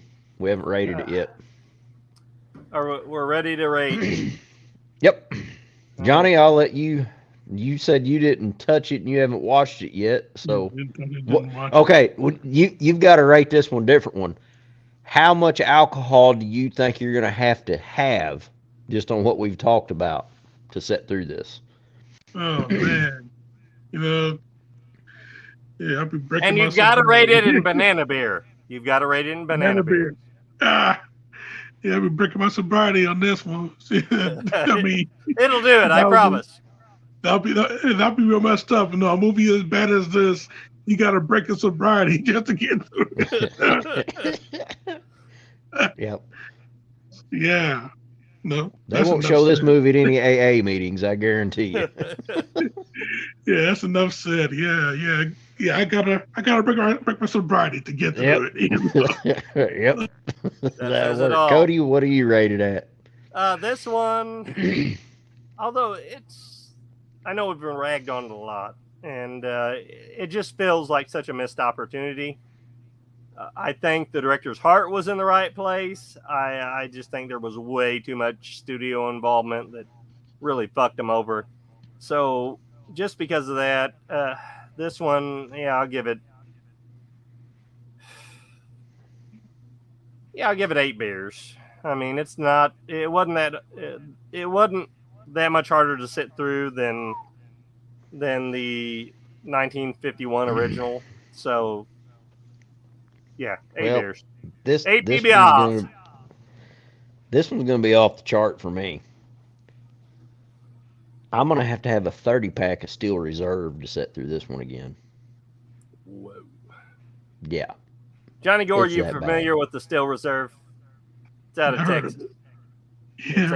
And what is it? The reason I'm going at 9. 9. The tall cans are 9, I think, or they're like 8.9, so you might as well say 9. They're cheap. They get you drunk fast, which will be a blessing in this movie. And here's the other thing: they give you such a bad hangover, you're not going to remember this movie the next morning. That's why I picked those. So that's fair enough. 30-pack Steel Reserve. If you drink a 30-pack of Steel Reserve, you may not wake up in the morning. But I won't remember this movie. There you go. That's enough said right there. You got a point, yeah. I don't know. I may wake up, but I think my liver would be outside my body, laying beside me, crying probably, and my intestines because they're pretty rough on everything. I think they got their name Steel Reserve because you have to have a digestive tract made out of steel to be able to handle them things. Because yeah, they're the. I think that is the worst hangover I've ever had. Is whenever me and Cody found the Steel Reserve, we're like, wow, you can get a 6-pack of these tall cans for. It was like under $3 or just a hair over $3 when we found them in the day, and it's like, oh, I broke my see thumb why. on that shit. No joke. Yeah, with a ceiling fan. Yep. Playing the Wii bowling. Played Wii bowling. Stuck my hand in a ceiling fan on high. There was some good times back in. Oh yeah, it just. I can actually, really, I can say I hate that movie. I hate it. I mean, it was such a disappointment.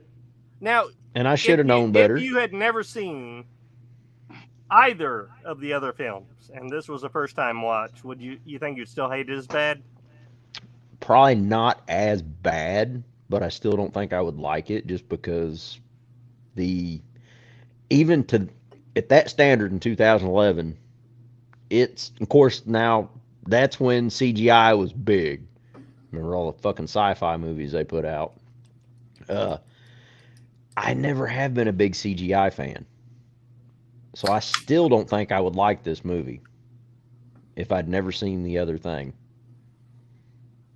Because it just, I don't know. It's just. Now you say you're not a big CGI fan, but I mean, I think we're in agreement. We all love Jurassic Park, and that's some of the early. If it's done right. Right, exactly. That's why I won't say I hate CGI, because they had really hard to do CGI right. They had practical effects in Jurassic Park and CGI, but they blended them perfectly. That's one of the movies almost. You're like, is this CGI or is that the real thing? You know, well, not the real thing, but or is that, practical? It's one of the movies where you're sitting there trying to figure out which is CGI. Wait, I bought my 4570 for no fucking reason. Seriously? Damn it. Well, wait, we do have elk out here now, so.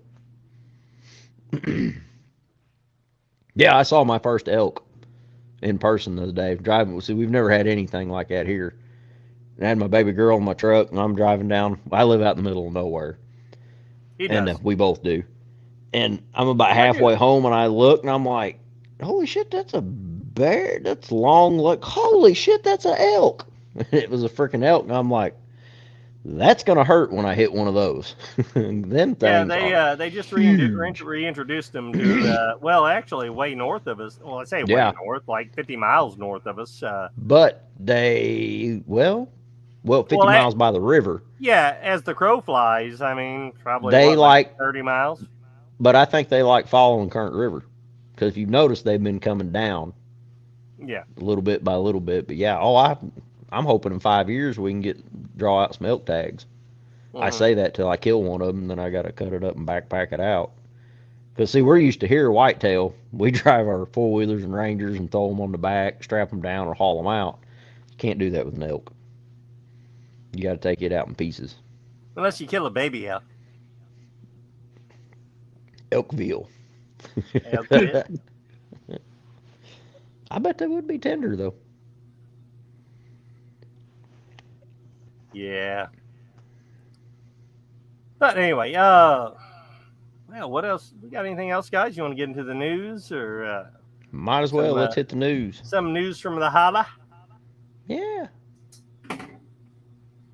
Sound good? I don't know if we're gonna get an intro.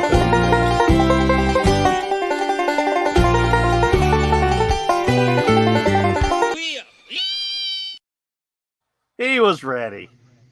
He was ready. He just fucking with us a little bit. Either that or he's had enough drinks where he's a little slower than normal. Because, man, usually, Poe doesn't have his laptop either, so he may be having to thumb through it on his phone. Usually, Poe's on the spot now. I assume, like, we won't even be done with the last syllable, and bam, he's already got stuff popping up. The only person quicker than Poe is Henry fucking Rollins. Yeah.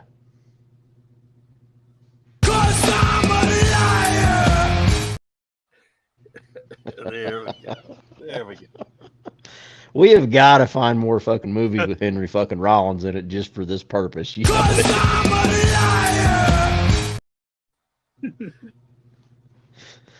You think that shit would get old after a while, but it doesn't really. It probably has to everybody else, but it hasn't to me yet, so I don't give a fuck whatever. Fuck them. They don't have to listen if they don't want to. But we appreciate everybody that does. Yes, thank you guys. Every last, like, whoever, like, if any of you, does anybody listen? No? Oh, okay. If anybody does listen, thank you. Anyway, news from the holler. We've got The Walking Dead spinoff series. Daryl Dixon is filming now. Boy, they're milking this motherfucker to death, ain't they? Oh, they're doing the one too with Negan and Maggie, Dead City. I hate to admit it, but I do kind of want to see that one. I like Negan. Not necessarily Negan. I like the actor who plays him. He's been good. He's good in everything he's in. But you quit watching. You quit watching The Walking Dead pretty early on, though, like didn't you? Halfway through season 4, and then I jumped back in and watched a few seasons here, or not a few seasons, a few episodes here and there throughout. You have no idea what Negan develops into, and you have no idea what Maggie develops into. Not Maggie, but I've watched enough of Negan because I'd read enough about that just in reading articles on Facebook about the comic and shit like that. How Negan, and also I knew that was why. Why can't I think of his name? The guy who plays Negan, Jeffrey Dean Morgan. Jeffrey Dean Morgan. That's the reason he took the role, just because he knew the character arc. Yeah, he really liked the Negan's character arc in the comics. Well, and he wanted to play that character because of that. And did a hell of a job. And if anybody could pull it off, it'd be him, of course. He even got an to amazing me. actor. You know, I'm the type of person, if everything had happened, I wouldn't have gave a shit if we needed Negan or not. I would have shot the motherfucker. It's doomed. You can't trust that son of a bitch. He just bashed your fiance's fucking head in, eyeball popping out in front of you. Fuck it. First chance I got, I'm 44 magging his ass. Actually, I take that back. I'd start off at his toes and work my way up. And have hot iron going so he didn't bleed out on your ass. But anyway, yeah, we're really backwoods. And yeah. I'd shove his bat right up my ass. Just show him what I thought of him. And then give it back to him and make him taste it, right?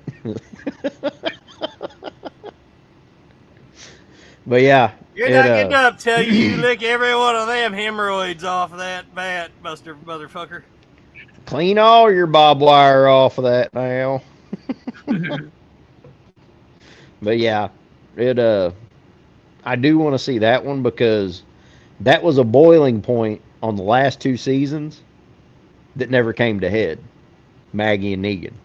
I watched the last episode, the final episode, and I was so disappointed. Now I understand why they wrote it that way, so they can have a spinoff because they were ending The Walking Dead.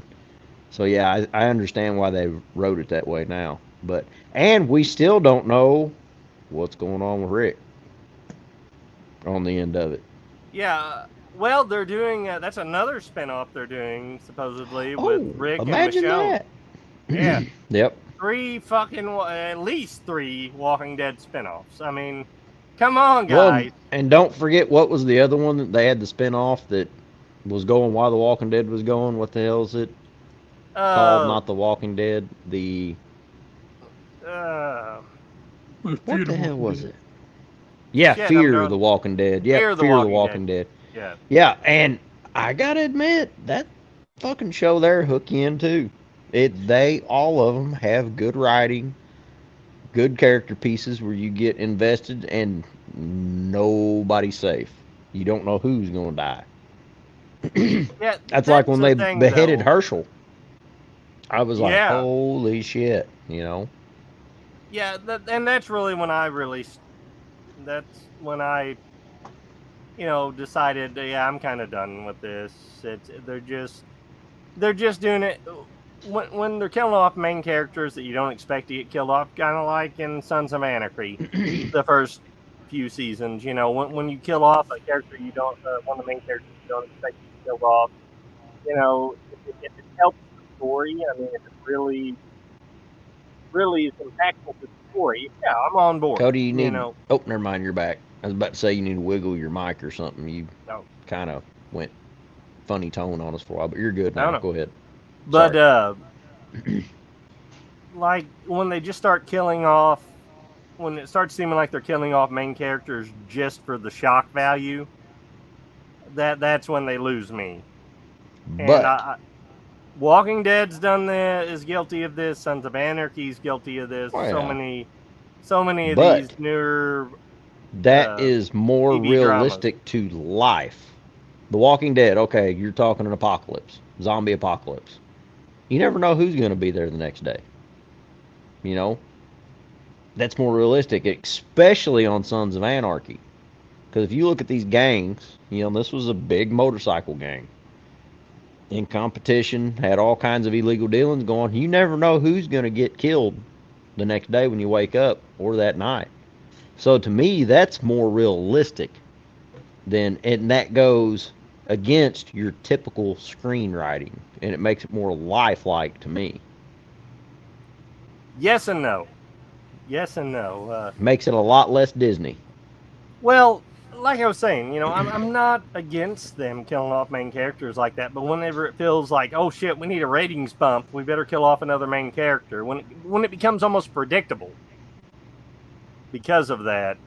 It does some, but when you have a season that's going, shit, how long did Walking Dead go? Was 11 it 10, seasons, 11 I think. seasons? Yeah. You're going to have some that, like, there was, now I ain't going to lie, there was one season, I think it was 7, that I was ready to quit. And I went ahead and kept on through, and they finally pulled themselves out of it. It's like, you just got sick of cliffhangers after a while. It's like, well, okay, I'm going to watch this show, but it's going to leave. Oh, yeah, it's a fucking cliffhanger. All right, we got to wait. Imagine that. You know, and then they finally pulled themselves out of it. But then, when you're talking about this, could you imagine how much work goes on behind the scenes to figure all this shit out? They're trying to make these scripts, write these shows, because this son of a bitch is coming out every week. Could you imagine the crunching you'd have to do to come up with this script, these storylines? They come up with 22 episodes every year, 22-hour-long episodes. Mm-hmm. Because, yeah, that'd be a shit ton of work. Yeah, I'm not creative enough to do it. They've got a whole staff of writers that is their one and only job. Oh yeah. But still, and to stay where the audience wants to stay engaged with it, you know, where you have to take your personal dislikes, preferences, all that, and push that to the side and stay with the narrative. But they did have kind of a guide to go by, because the Walking Dead comics.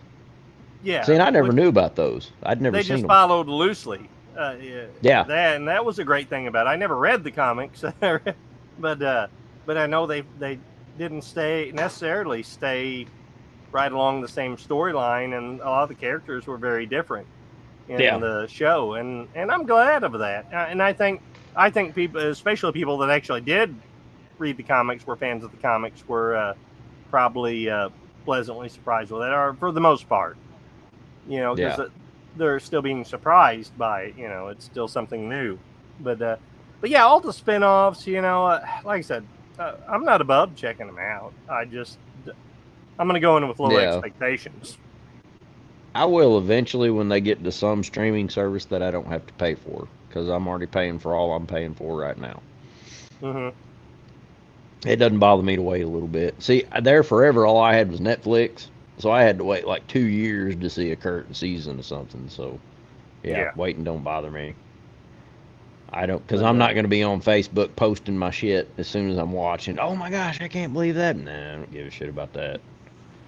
But, damn, how the hell did we get from The Thing to The Walking Dead? We're in the news, Trav. We're in the news. Oh, that's right. I'm gonna say Johnny Gore is probably like these drunk, crazy rednecks. What the hell? Hey, after over a decade of it, he should be used to it by now. That's all I'll say to that. Yeah. All right, Cody. What else you got for us on the news? Since we've Looks like made a finally 20-minute run on that. The much delayed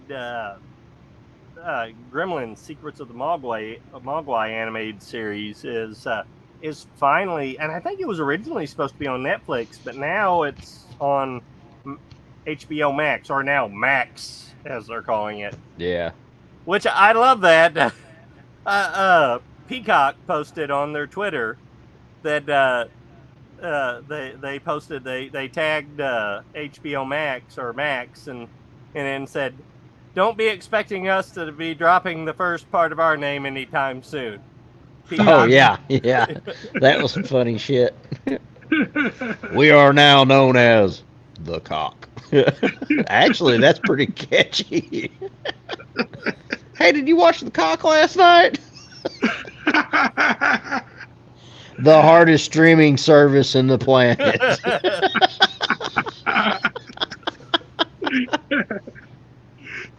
Oh, damn.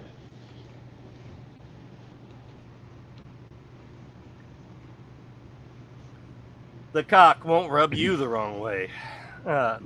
Unless you like it that way. The Cock has something for everyone. Yeah, that's too much. For a small subscription fee, monthly fee. And they won't be doing this bullshit that Netflix is doing, where now they're saying you have to, you can only have it at one IP address and stuff. That they'll advertise it. You can get the Cock anywhere you want. It's viral, baby.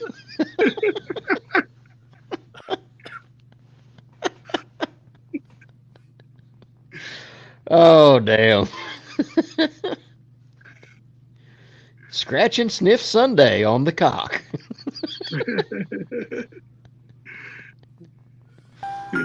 Oh. And then you go higher and higher. Poe's probably broadcasting us at the bar right now.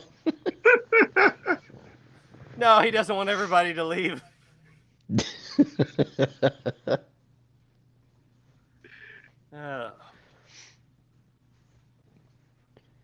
All right, what else you got, Code? Screambox has a new creepypasta series. Have you heard of this creepypasta?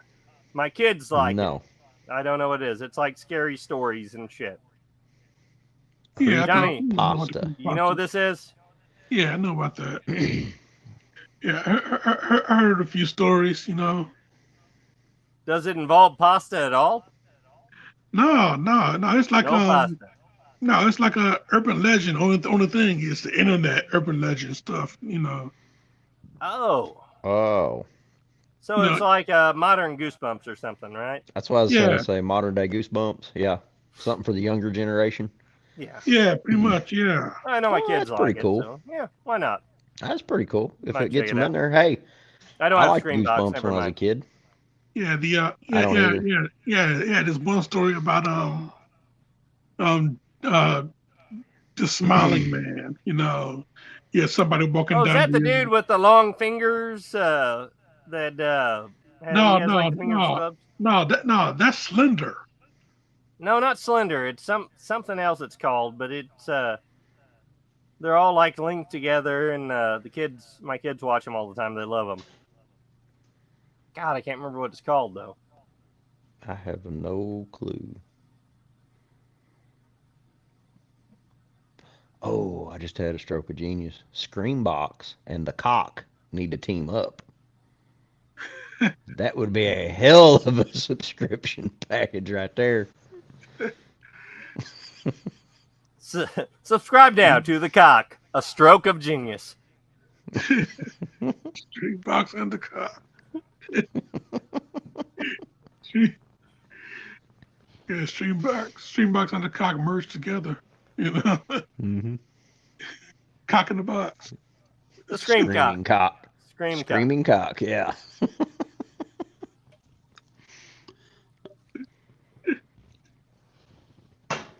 Any more news, sir?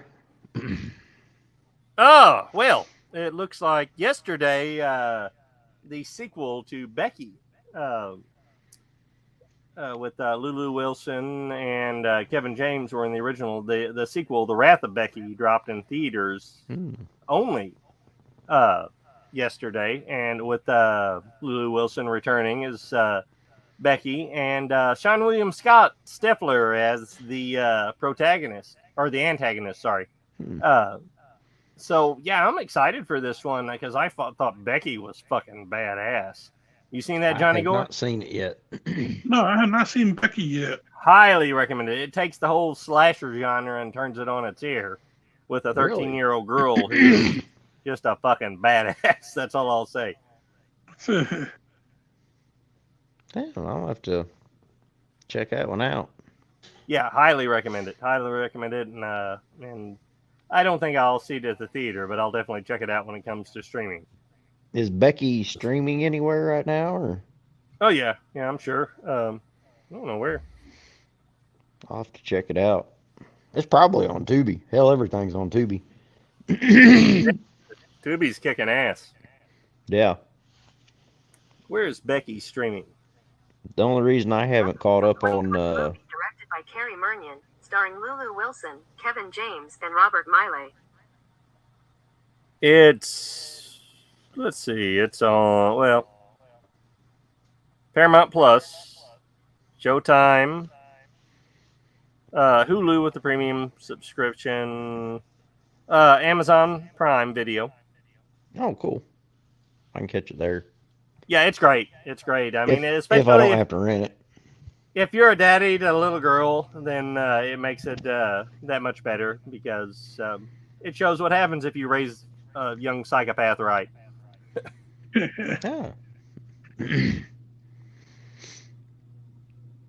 yeah, the only reason I haven't been watching Tubi the past few months, I'm trying to catch up on Joe Bob right now on the last drive-in. Yeah, well, we've got a month break, so we've got some time to catch up. Which, like I've told you before, me and Krista never make it past the first movie usually. Man, I do good to make it halfway through the first movie. Yeah, Krista, she'll give up. She'll give up on the first movie a lot of times. What about you, Johnny Gore? You a Joe Bob fan? Yeah. Monster Vision, back in the day. Yeah. Oh, hell yeah. Man, yeah. I have some good memories of Monster Vision back then. Hell yeah. Yeah, I remember. I didn't watch it a lot, though. Admittedly, I did not watch. I remember seeing it. But I remember my mindset, like 14-year-old me was like, I don't want to watch these horror movies he's showing because they're all edited for television. And pretty much just edited the boobies out of them. That was about it. But I do remember one of Joe Bob's my favorite tagline. He's like whenever he's naming off everything on the list, be like 4 breasts that I cannot show you, and you know why. And then he'd go on through the lists on Monster Vision. Yeah. Yeah, that was another thing me and my dad used to watch together a lot. TNT Monster Vision, Friday nights with Joe Bob Briggs. Mom would get pissed because we'd go to the movie store and rent movies. Me and Dad would want to watch Joe Bob before we watched the rented movies. Well, that's the thing, when I'm watching Joe Bob, even if it's a movie, on the rare occasion it's a movie I haven't seen, when we're watching The Last Drive-In, that's when I get up to run, take a bathroom break, or run to get something to eat, is when the movie comes back on, Yeah. Yeah, well, and it kind of opens my spectrum up because there's a lot of movies that I've watched and I've actually enjoyed that I wouldn't have watched if it wasn't for Joe Bob. You know, I would have clicked right past them. And movies you have seen, just hearing his take on the movies sometimes will they'll make me look at the film in a completely different way. And I'm not going to lie, there's a few movies that I wish I wouldn't have watched with Joe Bob, to tell you the truth. There's some of them, like that last one, Don't Panic. Oh, my God. Freaking horrible. they only hired actors that could speak in both languages. So they shot both scenes. They shot one in American and one in, I think it was Spanish.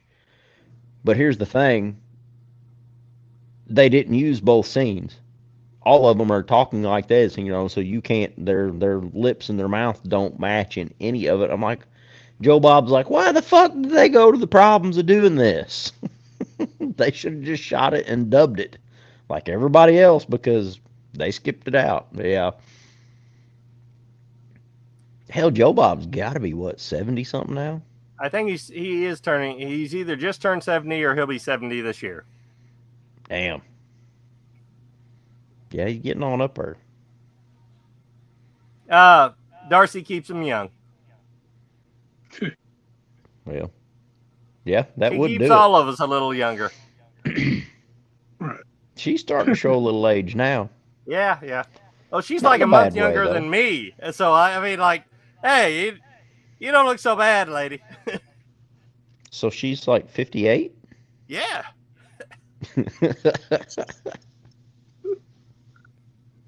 She's doing good for her age, and Cody, you need to holler at her and start using the product she uses or something, because... Wait, hold on, no. Cody start walking up with some big fake titties, and then was like, "This do the trick?" Yeah. Every other week when we get ready to do a new show, Trav will get pissed off at me because he'll be like, Jesus Christ, he won't get out of the shower and do a goddamn show. Yeah. Well, I couldn't blame you if you had a set like that. Oh, my back hurts enough already, though. I don't even want to think about that. Imagine having that counterweight. Oh, my God. Whew. I'd have to get ass implants, too, to counterbalance, That's why they do that. Now, that makes a lot of sense now.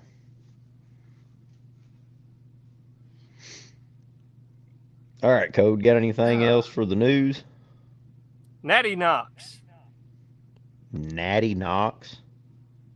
Natty Knox. Is this like a new beer campaign for Natty Light? Natty Daddies. Yeah, we drank Natty Daddies, and, they can be a scary thing, right? Mm-hmm. Yeah. Well, that's the new independent film starring Robert Englund, Bill Moseley, and Daniel Harris. No shit. Directed by Dwight Little, the director of Halloween 4. Yeah, it's... Shit, I didn't write down a release date, but it comes out soon. I think next month. It was in June sometime. But it's not so much the premise. It's about a babysitter who gets stalked by a escaped serial killer. Yeah. That doesn't sound familiar. No. Yeah. But it may be good. With the cast. I'm about to say it's got a good enough cast. Yeah. All right, so speaking of Robert Englund, have you heard any more about him returning as Freddy? Not a thing, no. No, he said he was willing to do one more. And Blumhouse has been trying to get their hands on it, trying to work something out with New Line. I don't think they will, though. But I don't want Blumhouse to do it. Well, as long as they don't get that one fucking director. David Gordon Green, they're already letting him fuck up The Exorcist too. So, I don't have a lot of faith in Blumhouse anymore, but hopefully maybe he'll redeem himself. Yeah, hopefully Jason Blum is one to redeem himself, like you said, and if he can get his hands on Friday the 13th, not Friday the 13th. I want. Well, he wants that too. He wants Nightmare on Elm Street. You're not gonna like this idea, but I want Robert. No, I don't. Robert Englund. I haven't heard it, but I don't. I want Robert Englund back, but I want Rob Zombie to direct it. Oh, fuck you. Seriously though, I like Rob Zombie, but fuck you. Go ahead, Johnny. You can tell Trav to go fuck himself too. Go ahead. You'll feel better if you do. Go ahead and say it. You'll feel better if you do. Free speech here all the way. Oh man. Oh. Could you imagine the spin we would get. Hey, it can't be any worse than the remake. You know what? I like the remake. Oh shit! Yeah. I didn't like the remake at all. I was not. No, I didn't like it. Yep. Hell, your comment froze Cody up. Look at that. Yeah, I was that remake. I was so disappointed in that, Horrible, just and fucking it's horrible. they well everything they did in it they're like underdone in the first. It was kind of like 2011's remake of the Thing from '82, Garbage in my CGI. opinion. Garbage Not CGI. quite. Yeah. The best kill that I remember out of that was where the guy stabs himself in the neck and At the slices his own beginning. throat. I was so But excited at the opening scene on that, especially oh when I yeah, heard new line. I mean, This was right in the middle of the big remake fad, and hmm I thought New Line, this New Line Cinema is putting this out, and New Line Cinema, everybody knows it as the house that Freddy built. yeah, And I'm like, they are not gonna fuck us on a Nightmare on Elm Street remake. They're gonna fucking blow our minds with this. And even though it's not Robert Englund, they're gonna do it in enough of a different way that it's gonna be so fucking good we're not even gonna think about Robert Englund as Freddy. And no. no, they The fucked way us. they did it, all you thought of was Robert Englund. Yeah, and when they got Jackie Earle Haley in there, I love him. He's a great actor. He's Yes. a great actor. And I thought, okay, they can make this happen. They can make this work.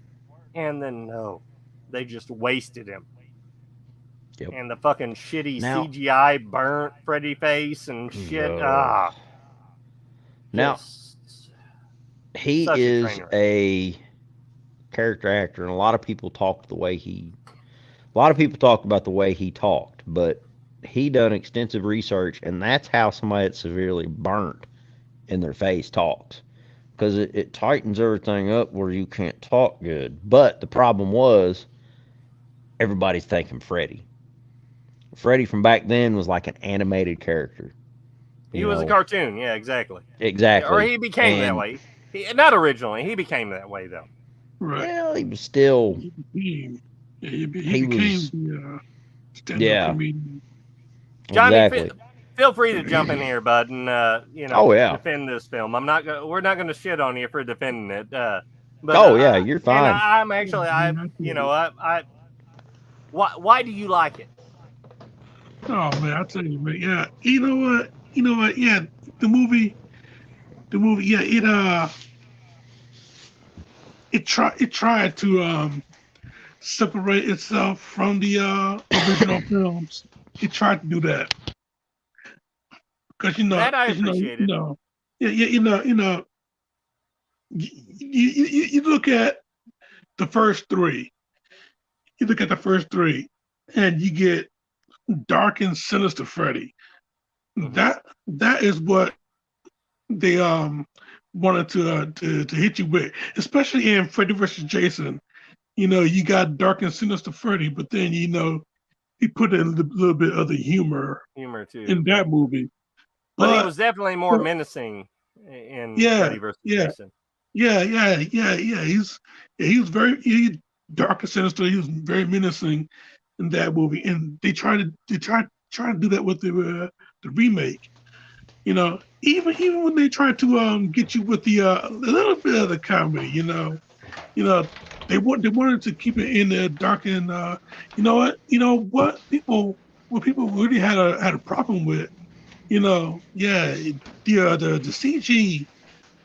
I'll admit, when he coming out the wall, CG of him coming out the wall, it was a little bit wonky, but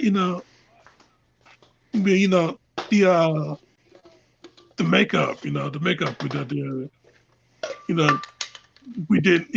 we got how he looked in with the with the makeup, and then yeah, there was like a little bit of a green, green screen, a little bit on the Yeah. other side there, Oh yeah. But yeah, no, that is a little bit of a gripe that I have because actual burn victims, that is how they would look, if they, Mm-hmm.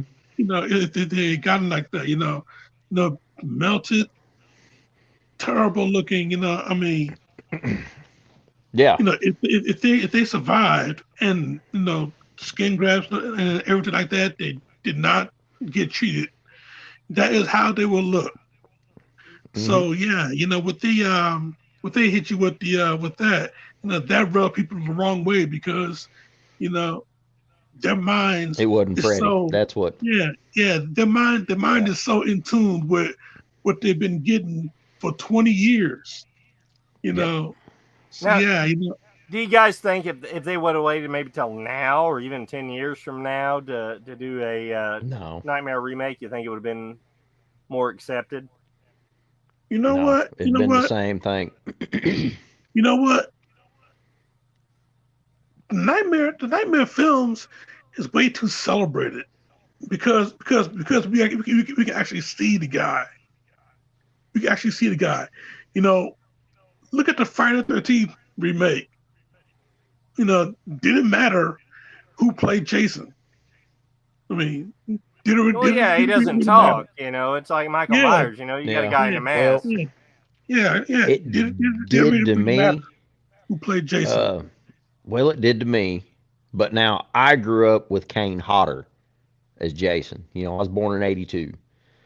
Kane Yeah, Hodder has a distinctive body language when he plays Jason. right, So exactly. that's what got me. I still enjoyed the remake on Friday the 13th. Yeah, Um, Yeah. it yeah, paid good Kane. homage. Yeah, Kane. Yeah, that's my man. I love He Kane. did a good job. But Yeah. Derek Mears though, that cat. He You know, he done a good job. He was a scary Jason. But I mean, he was oh, convincing. and it got me, the special effects they did. Like one of my favorite ones is when the girl's skiing topless, and yeah, he does shoot him in the head with an arrow, which I didn't care for that because for some reason Hollywood And thinks when an arrow hits something it stops, and it'll shoot an arrow will shoot through a lot of shit. But anyway, that was cool. And then she like skis and she's hiding under the dock, and he stabs her with the machete through the dock. right. And then he's trying to get her head off of his machete, it's like tonk tonk, and her boobs are kind of bump bump bump bouncing as he's taking her off the machete. That was like, I Right. like that. It nice had some touch. awesome, yes, very nice touch. But yeah, I still can't understand No. people that apologize for or apologists for the Nightmare remake, but they hate the Friday the 13th remake. I mean, like you can't Yeah, I don't get that you either. can't really Now, the Friday the 13th Cody, remake it if was if all they right, would Cody, just called if it a Friday the 13th sequel and not a remake, I think the majority of those same people would have been all on board for it. now Like, I got a yay, new we're getting another spectrum for Friday you the here. 13th sequel. All right, Cody, if you crash landed on this earth and you were a thing from another world and you'd never seen the original Nightmare on Elm Street and the remake was the first one you saw, what would you think of it then? I mean, am I James Arnaz or an actual? No. You have a brain. You can think. You have your brain. Allegedly. Yes. You have your brain. You have at least 4 PBRs running through your system, so you're at full tilt. So if you'd never seen the Nightmare on Elm Street, and the first film you saw of the Nightmare on Elm Street was the remake, would you rate that film better?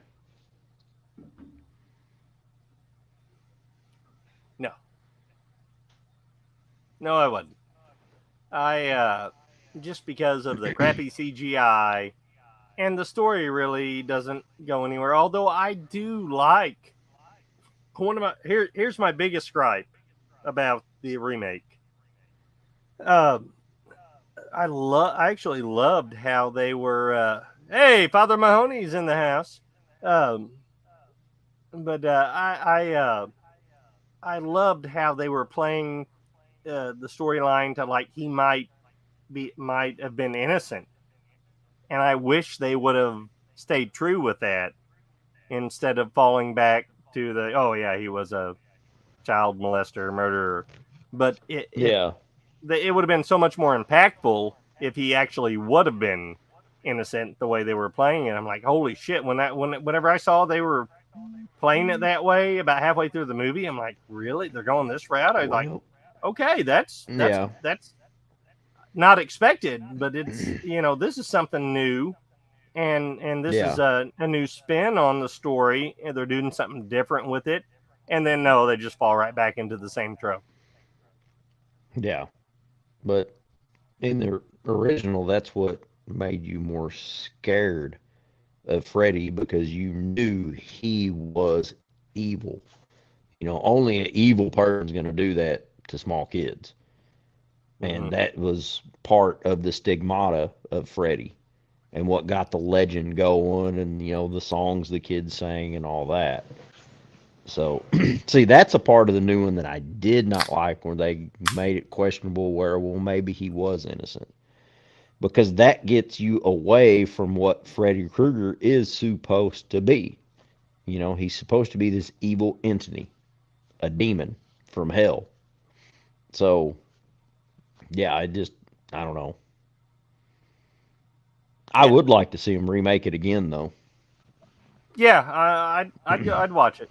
I would if not right now with all the woke bullshit and stuff. We're not gonna right now. If mainstream Hollywood did it, it'd probably be a Now's fucking the best steaming time to pile do of it. shit.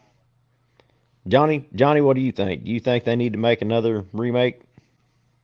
You know what? I don't know. I know. I mean, people got Robert on the brain. You know, as Oh, long yeah. as Yeah, Robert's still, yeah, as long as Robert is still around, they're going to hope and pray that they're going to do another phrase, yeah, Yeah. another nightmare, and have him play Freddy again. They're going to hope and pray. But if Robert kicks the bucket tomorrow, then yeah, people are going to be crushed. They're not going to get another nightmare coming out. If they do put another nightmare, they're going to talk about, man, they did disrespecting Robert. Yeah. They disrespecting Wes. It's Yeah. just leave it alone. But Just now, yeah. Well, I think you did hit a nail on the head.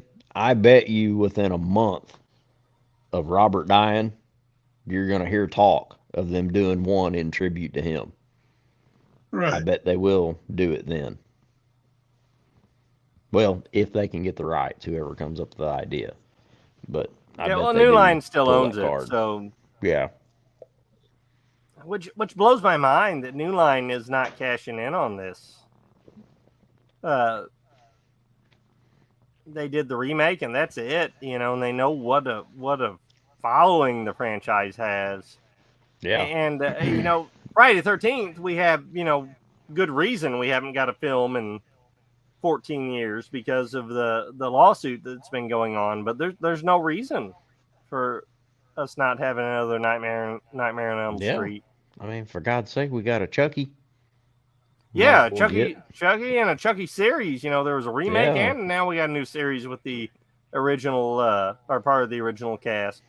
Mm-hmm. Yeah, yeah, So yeah, yeah, for good reason. Don Mancini. yeah, He there's definitely a you know market for you know that. you know despite the remake, Don Mancini, he's the only guy that had his hands on Chucky. He was Yeah. smart. He kept the underlying rights the whole time. He Yeah, kept the underlying rights. Except for the one film. I forgot which one it was. He does not have rights on it. Well, the Because remake remember, he didn't, but they only no, had you could buy the box set and it didn't have one of them in it. I forgot which one it was. Remember at Walmart you get the box set, but it's missing one of the films. It's because a different franchise bought that one out. Um, I think he still got royalties But so when you bought the box set, I can't remember who was it that did the Chucky franchise. Well, United started, and then Uh-huh. Dimension, Dimension picked Bride it of up. Chucky, and on the Mhm. Weinsteins. So you could get the box set, but there was one of them you couldn't get in the box. And now you can get them all together. They finally come to something. But there for a while, like you'd go to Walmart and you were missing. I do not remember which one it was, but it used to piss me off because I would have bought them because I liked them, but you couldn't get the one film in the box set. You had to buy it separate, and I can't remember which one that was. Shit, let me look. I may have that box set to tell you the truth. I don't think I do, but let me check. But yeah, it was kind of a fucked up ordeal for a while. Let's see.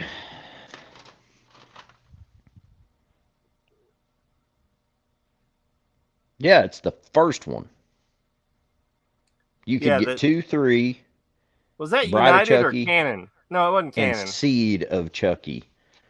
Yeah, that's the thing. I'm looking. Man, what? No. Speaking of which, whatever happened It's to all those Universal. It's Right, Universal for right. 2, 3, and then Right. Bride of Chucky's Universal, and then Rogue teamed up with Universal for Seed of Yeah. Chucky.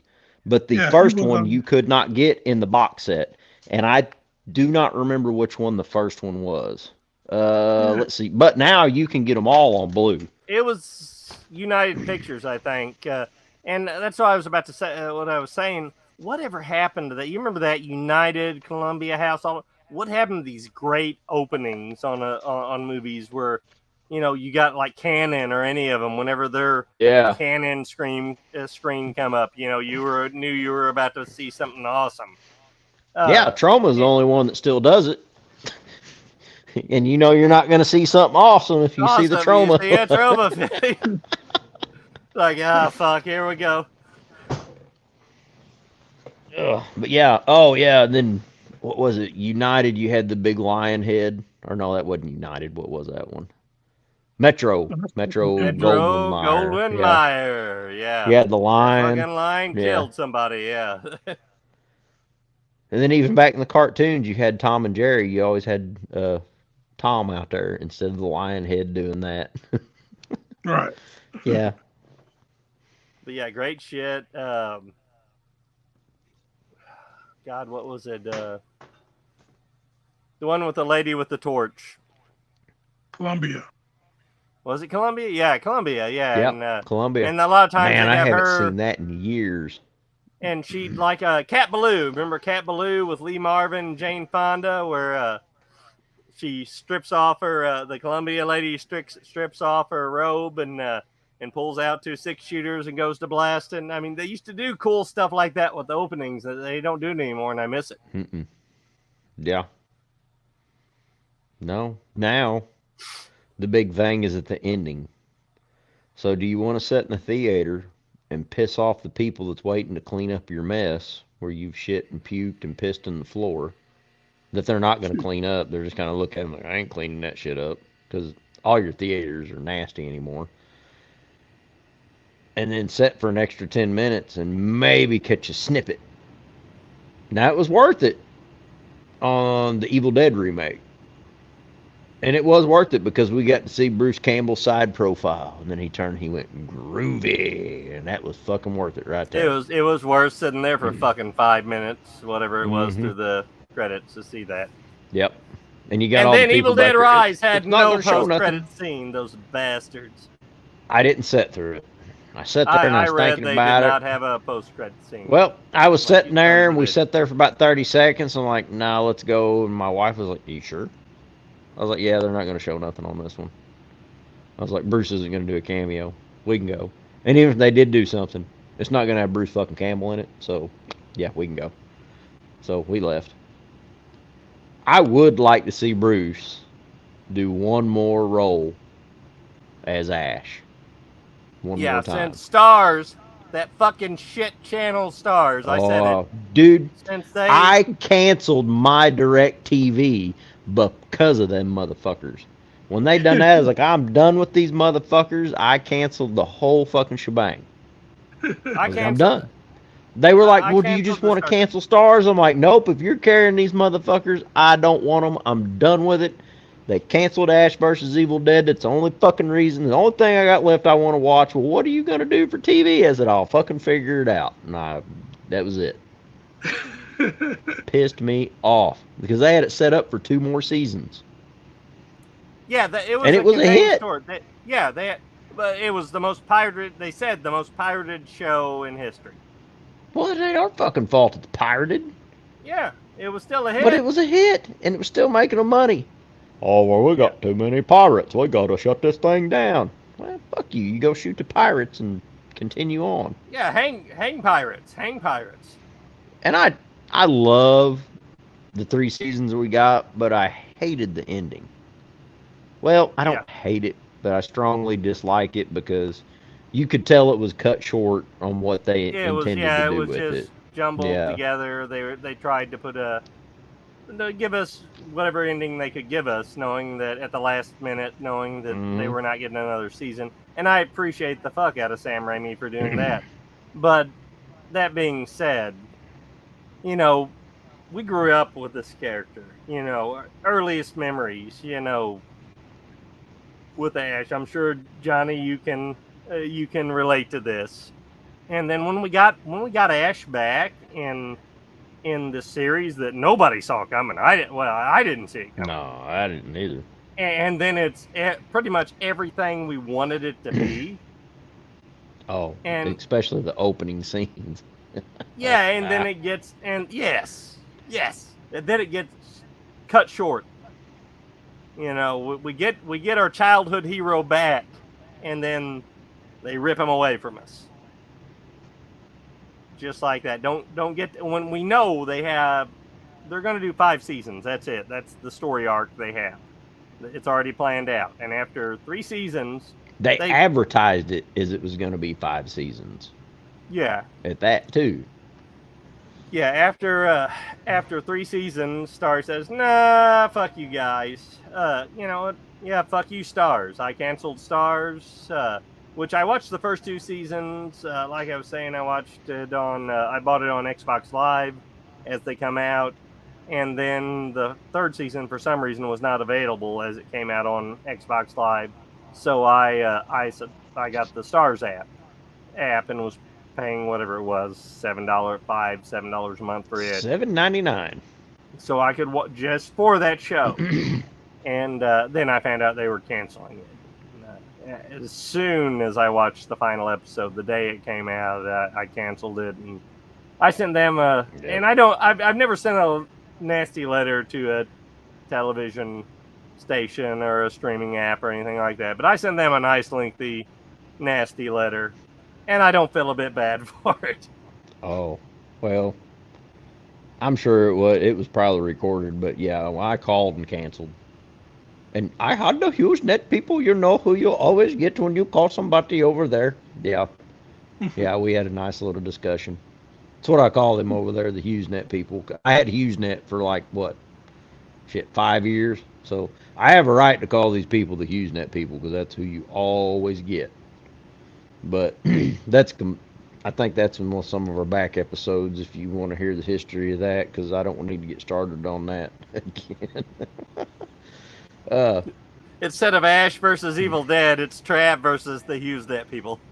That ain't no shit. Oh, I hated that internet company, but it's all I could get out here until Elon Musk come out with Starlink, and I'm glad that man did, because I couldn't do this right now if it wasn't for that.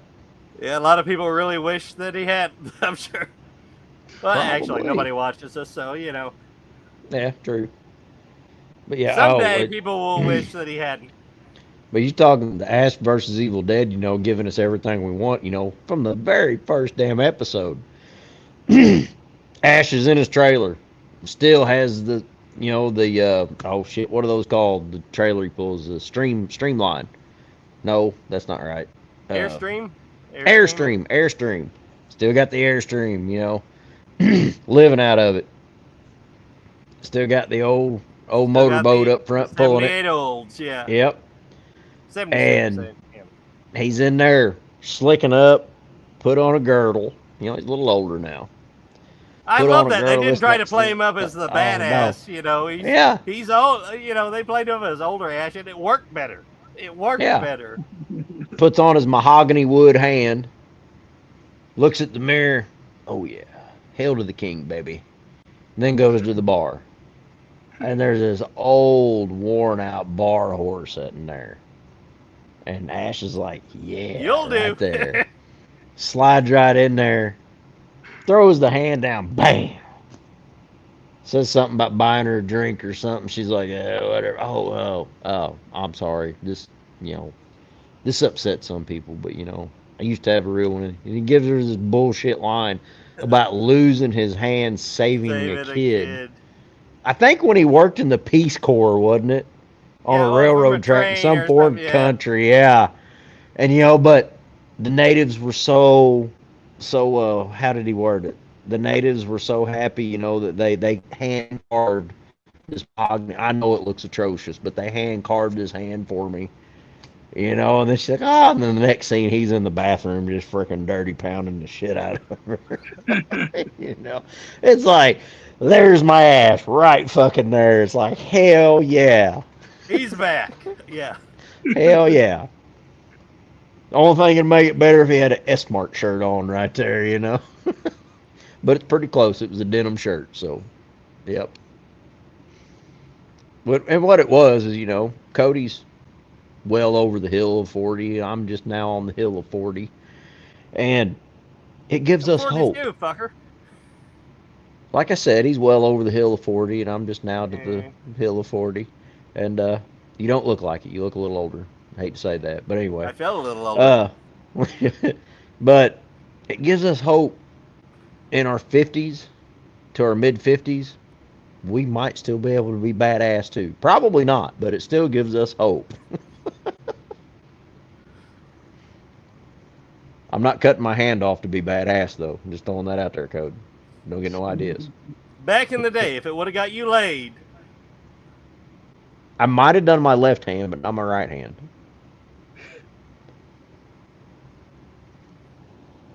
Although I am a pretty good fabricator, and I'm pretty sure I could make a chainsaw work on one of my hands. But the problem is, a real chainsaw compared to the movie chainsaws, it's pretty damn heavy. And you know how painful that would be to hold that motherfucker up with a nub? It'd be hard to do. Yeah. The logistics really don't. But wait. We got the new battery-powered saws now that are lightweight. They are very light. Jesus Christ, you seen the new DeWalt ones?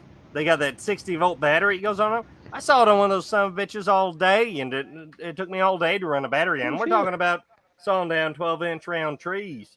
I was thoroughly impressed. But the only bad thing of them, when the deadites do attack, you don't have the same, I don't know, feng shui as a saw. It's the same as driving an electric car. Oh no, them son of a bitches sing to you. These freaky. new like that whatever that Tesla R or whatever it is, it's fast as fuck, but it's not the same thing. No. You don't have that engine sound. It's not the same thing. No. Well, all right, we got a car in. I had to do oil change on it. Our oil change guy was busy doing tires. So I go get in this car, and it's a push button start. I hit the button, put my foot on the brake, nothing happens. They didn't leave the key fob. Again. No, I look at the key fob. I'm like, no, this is a fucking hybrid. It's a primary battery. Yeah. And gas. And I'm like, and finally, this car's like, it puts on the deal, please press drive select. And I'm like, huh? It hasn't started. So I hit it again, and it flashes at this time. Oh, this motherfucker's running on batteries. So I hit reverse. It's like watching a caveman trying to his first use of the wheel, I can picture they need to get Jesse James Dupree and go ahead and pay him and say, you stupid long-haired motherfucker, put me in reverse is what they need to do. So I put it in reverse, and as soon as I give it gas, this fucking car sings to you. I shit you not. It's, I fucking hit the brake, and I'm like, what the fuck was that? I work at a dealership now. I'm a mechanic. So I give it gas again, and what the? Oh, it's freaking me out. So finally, I get it out and put it from the gas. The you put the pedal down, the louder it gets and sings. It's like, come here. Can you guys hear this? So I got my foot on the brake and I'm tapping the gas pedal. It's wah, wah. And they're like, what the fuck is that? I said, this damn car sings to you as you're driving it. Yeah, it was weird. It was a Honda. Yeah, and then I have to, I changed the motor oil, which is like a quart and a half of freaking oil. It's a little bitty motor. And I can't figure out how to make the motor start because I have to start the motor and check for oil leaks, you know? You What the hell?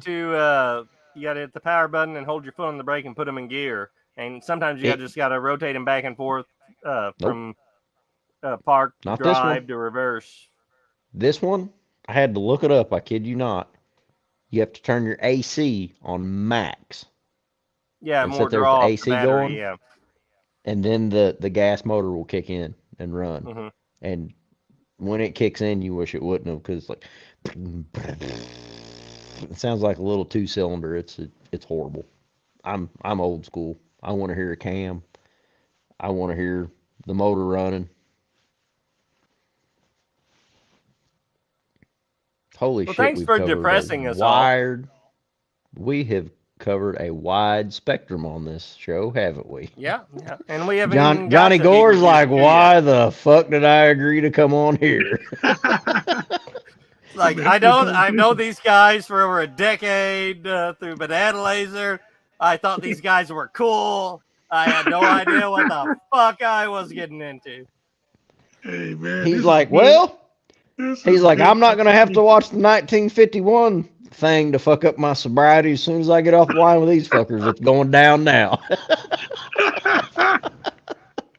We are a bad influence, though.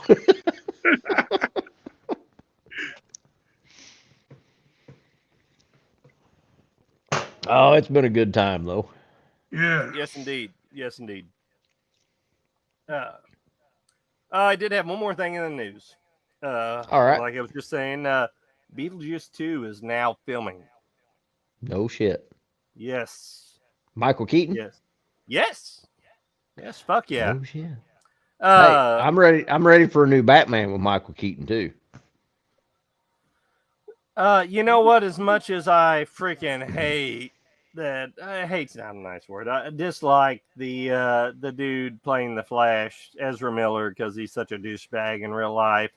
You know what? I will probably still go to the theater to watch the Flash just for Michael Keaton.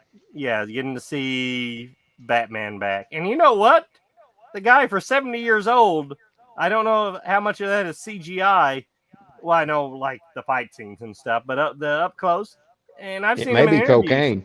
It may be he's still on cocaine. Yeah, he's from the yeah. But he's still the guy looks good for 70. I'll say that for him. Well, and he's done action films recently, you know. Yep.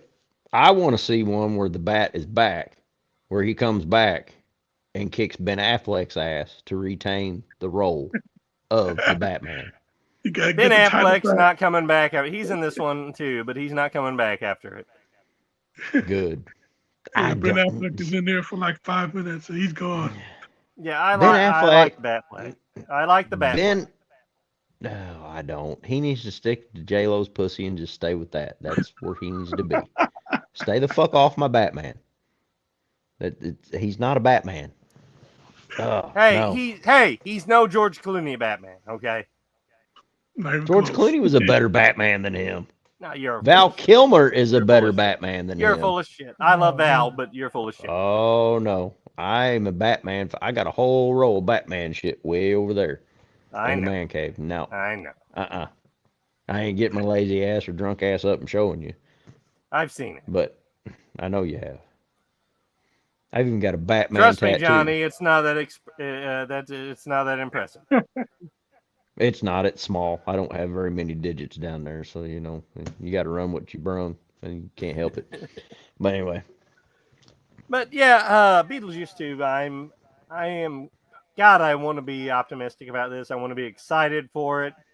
I saw the original. My grandmother took me to see the theater. I freaking loved it. I watched the cartoon series, Oh yeah, I every love them. episode, and I'm just, oh wow. I don't know. I'm cautiously optimistic to say that's the best I can Well, say for it. But we got Winona Ryder's coming back for it. that makes sense. That's why they're locking everything down on set. She's there, and She's bad even about the pickpocketing. chick that played her mom, that was in Schitt's No shit, Creek she's and coming all that. back. Yeah, she's back too. So Wow, lots of yeah, makeup. and there's some. Who was the chick? Oh, Willem Dafoe's in this one too. He signed on. I don't know who he's playing. No shit. Yeah, Oh, he's a badass actor. I like old that's Will. great. Danny Elfman's coming back to do the score for this one too. He did the score for Cool. the original. So yeah, Man, they've got all the bases.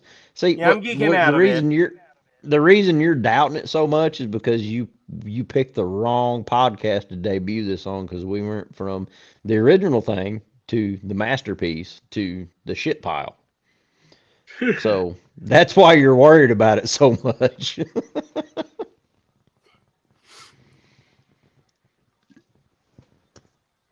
I am excited about this. We'll have to go catch it at theaters.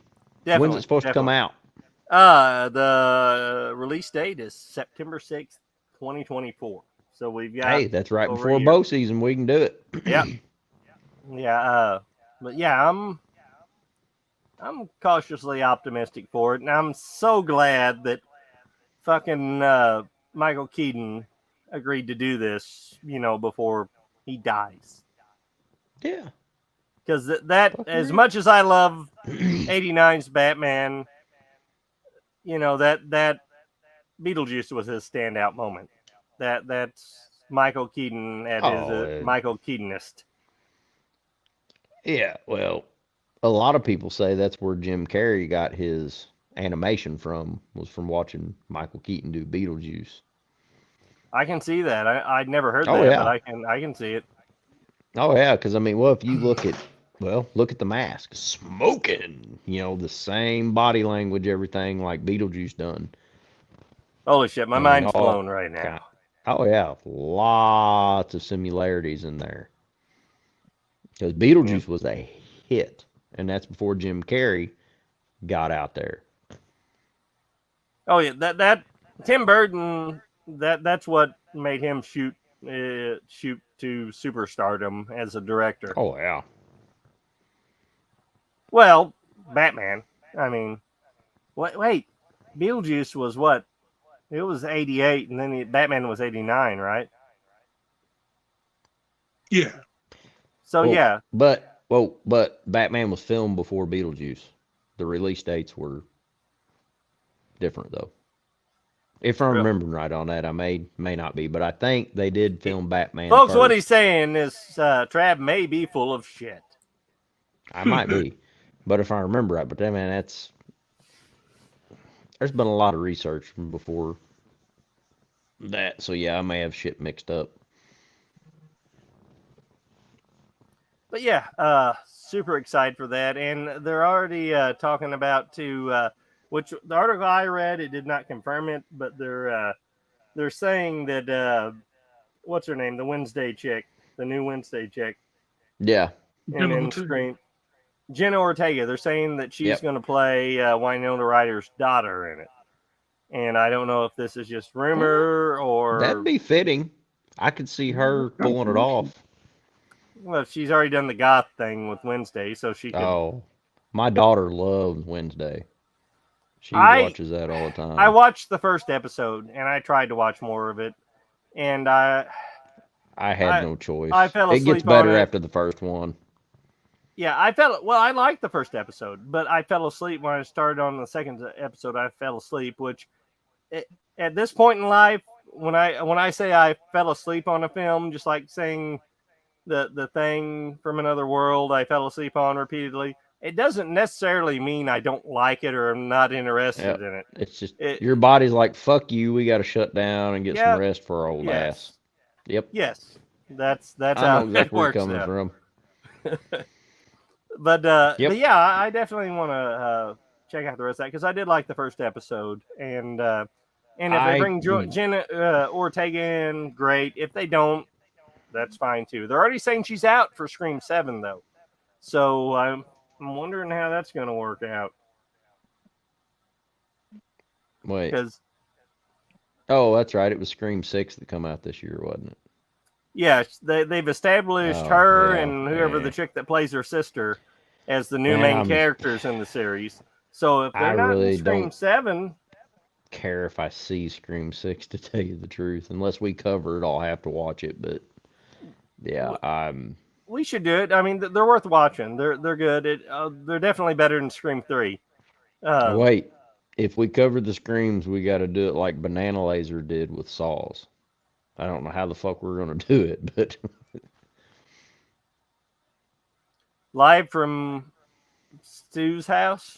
Yeah, we're gonna figure something out because you remember how Banana Laser done the Saw franchise? Yeah. Oh, it was badass. You had the fucking water drip through every fucking one of them. Yeah, and they were like, I didn't know that would be so effective. I remember oh my gosh. You felt like you were locked in the dirty bathroom with them. Podcasting fucking gold right there. Them guys had it going on. And I'd tell everybody to go check that out, but it's not available anywhere anymore. Wait, somebody said that they caught some episodes from something. Podbean now. Podbean, Matt got him up on Podbean? Yeah. Awesome. Wow, yeah. I've got a Podbean. I'll have to go download them all. We need to holler at Matt and see if what's the one we shoot on all the time? We're on Rumble. Rumble. Yeah. A lot. Rumble, and we do Rumble, Facebook, and sometimes YouTube. Hell, we need to see if we could get Matt to combine with the Dog Nut Media. And then we could kind of run with it and broadcast the old Banana Lasers with our shit too. Make it more viewers or listeners. Yeah. I don't know if we could pull that off, but that'd be pretty cool. I don't know. Because I miss the old Banana Lasers. Oh, God, yes. Oh, I don't either. But Banana Laser. That was the podcast of podcasts. Yes, the horror podcast. It was hard to beat. The production value, the community, the entertainment value. Yes. Oh man, it was freaking awesome. Just so many great people involved. Not necessarily even the people that were doing the podcast, but like I said, the community we had. Oh yeah. Johnny Gore, Tristan Gnarly Martin, and I don't want to leave anybody out, but there's too many. Cosmic Creepers, yes. Yep. So many great people that went on to do great podcasts themselves, and we still got us. Father Mahoney in the house too. Father Mahoney, yes. Oh my gosh, that was one of the big things of Banana Laser when we had Mahoney Gate going on. That went on for what, 3 fucking months? Yeah. Which we just celebrated the Mahoney Gate 9-year anniversary. Yeah. Already been a decade almost. And then we got the badass rap song, Mahoney is my homie. by Cosmic Creepers. Cosmic Creepers, hell yeah. Check that out on YouTube. A good old day. Up. Holy shit, that's been 15 years ago? No, it's been 9 years since, like I said, I just posted it here the other day. It's been 9 years since Mahoney Gate. It was 2014, May of 2014. Okay. Or April or May of 2014, yeah.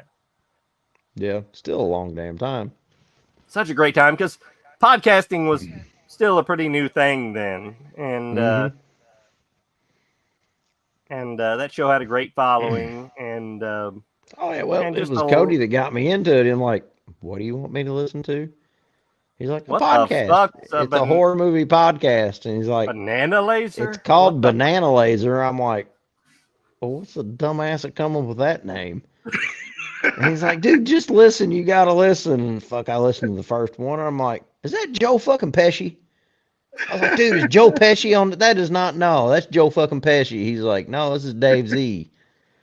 I'm like, dude, he sounds just like fucking Joe Pesci. Oh yeah, I was hooked ever since the first one. Then I got to where I would that's back when I was rocking an iPhone 3, and I'd have to download them, and then listen to them, and then delete them, and then download the next one because if I didn't, my phone would start fucking locking up on me. Yeah, that's when I was on second shift maintenance. I'd be up there and doing my job up. Nobody else is up there. I'd pop in my earbuds and listen to podcasts all night long, and on the way back and forth to work. Yes. Yeah. I definitely miss the banana laser days, and hopefully one day, which Alex Edwards had posted something here, I think about a week ago. Right back. Teasing at some new episodes of Banana Laser. So I'm looking forward to it. Can't wait to hear the Banana Boys back. Oh hell yeah! And Matt is he's not that far from us. He's like an hour and a half away. Yeah, we need to go eat at his restaurant in Cape. Yeah, we top of the roll mark. Up there and roll up there and order a Wazelle burger. Yep. But yeah, that's pretty crazy that he's actually lives that close to us. He was in St. Louis and moved to Cape Girardeau, so and opened a restaurant there. So we're gonna get up there eventually and check it out, and hopefully before he shuts down. Yeah, well, they survived COVID, so I was about to say, I think his restaurant's doing pretty good. I follow him on Facebook. He does this employee spotlight thing and all that, and does some showcase of their food, and it does look pretty good. Oh, should we order a Wazelle burger or a banana laser burger when we go up there? We do got to do that one of these weekends. But we're going to have to do it incognito. We got to get Dave Z to get a hold of him and find out if he's going to be working that weekend or not for us.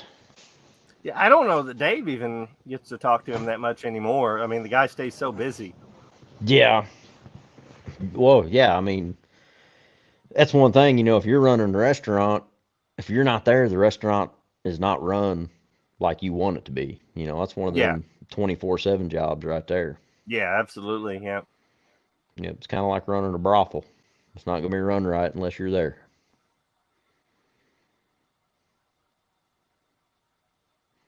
Cody, you're thinking too hard on that one. You're worrying me. Let me let the smoke out of my earphones. But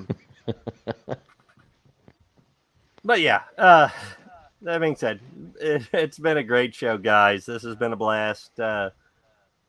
Thanks for sitting through at least one of the Thing movies. I had this shit show, Johnny. We appreciate you, brother. Always great to hang out with you, buddy. And it's been a blast. And we'll definitely have to do it again. Oh, hell yeah.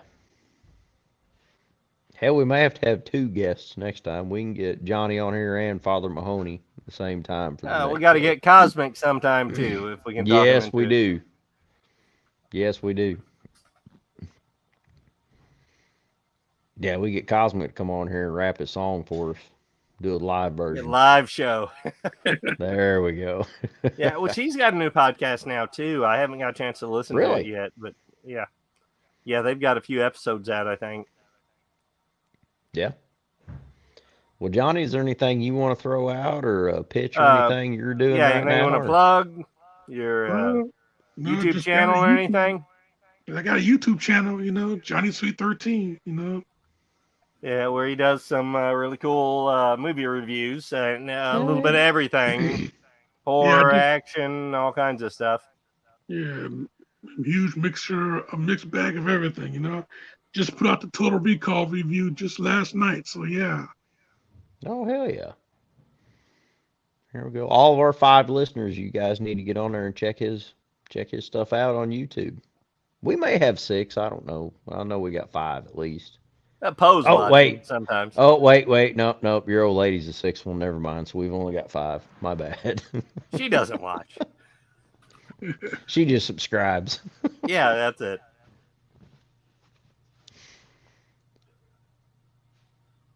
Oh. But anyway, yeah, been a fun show. The thing you do. And the thing. Yep. And the thing, yeah. Yeah, it was a pretty The good things. show. I had fun. I got a buzz going. Hopefully I don't wake up at 3:30 a.m. and again this morning. I think I was dragging ass on our. Oh, really? Damn, that'd be good. We need some rain. It's dry as shit down here. All right, guys. Well, I guess we'll end it on this note. Johnny, thanks for coming on with us there. Enjoyed having you. We'll have to have you on again. Yeah, great to be here. And everybody, thanks for watching the Backwoods Horror Show or listening to us or just, I don't know, having us on for background noise, something. Can't really blame you there. But have a good night. And we're having a problem with our scheduling right now, so you'll have to bear with us because Cody's got a clan. Cody's got a clan of kids. I got a clan of kids, and they're all involved in sports. So our shows are not going to be regular. We're still going to put them out as soon as we can. Yeah, but we're having to bear with each other. End of June, yeah, so we're really having to bear with each other. That's why we're doing a Sunday show rather than our normal Monday show. But kids come first, you know. Yeah. So, but we will get our shows out. Yeah. They just may not be on the regular nights, days of the week. We're not going away. No, after June, we should be back on our normal schedule again. So you can tune in and tune out then, and all right, Poe, we're ready for the takeout. I bet Poe's drunk and passed out by now. Oh!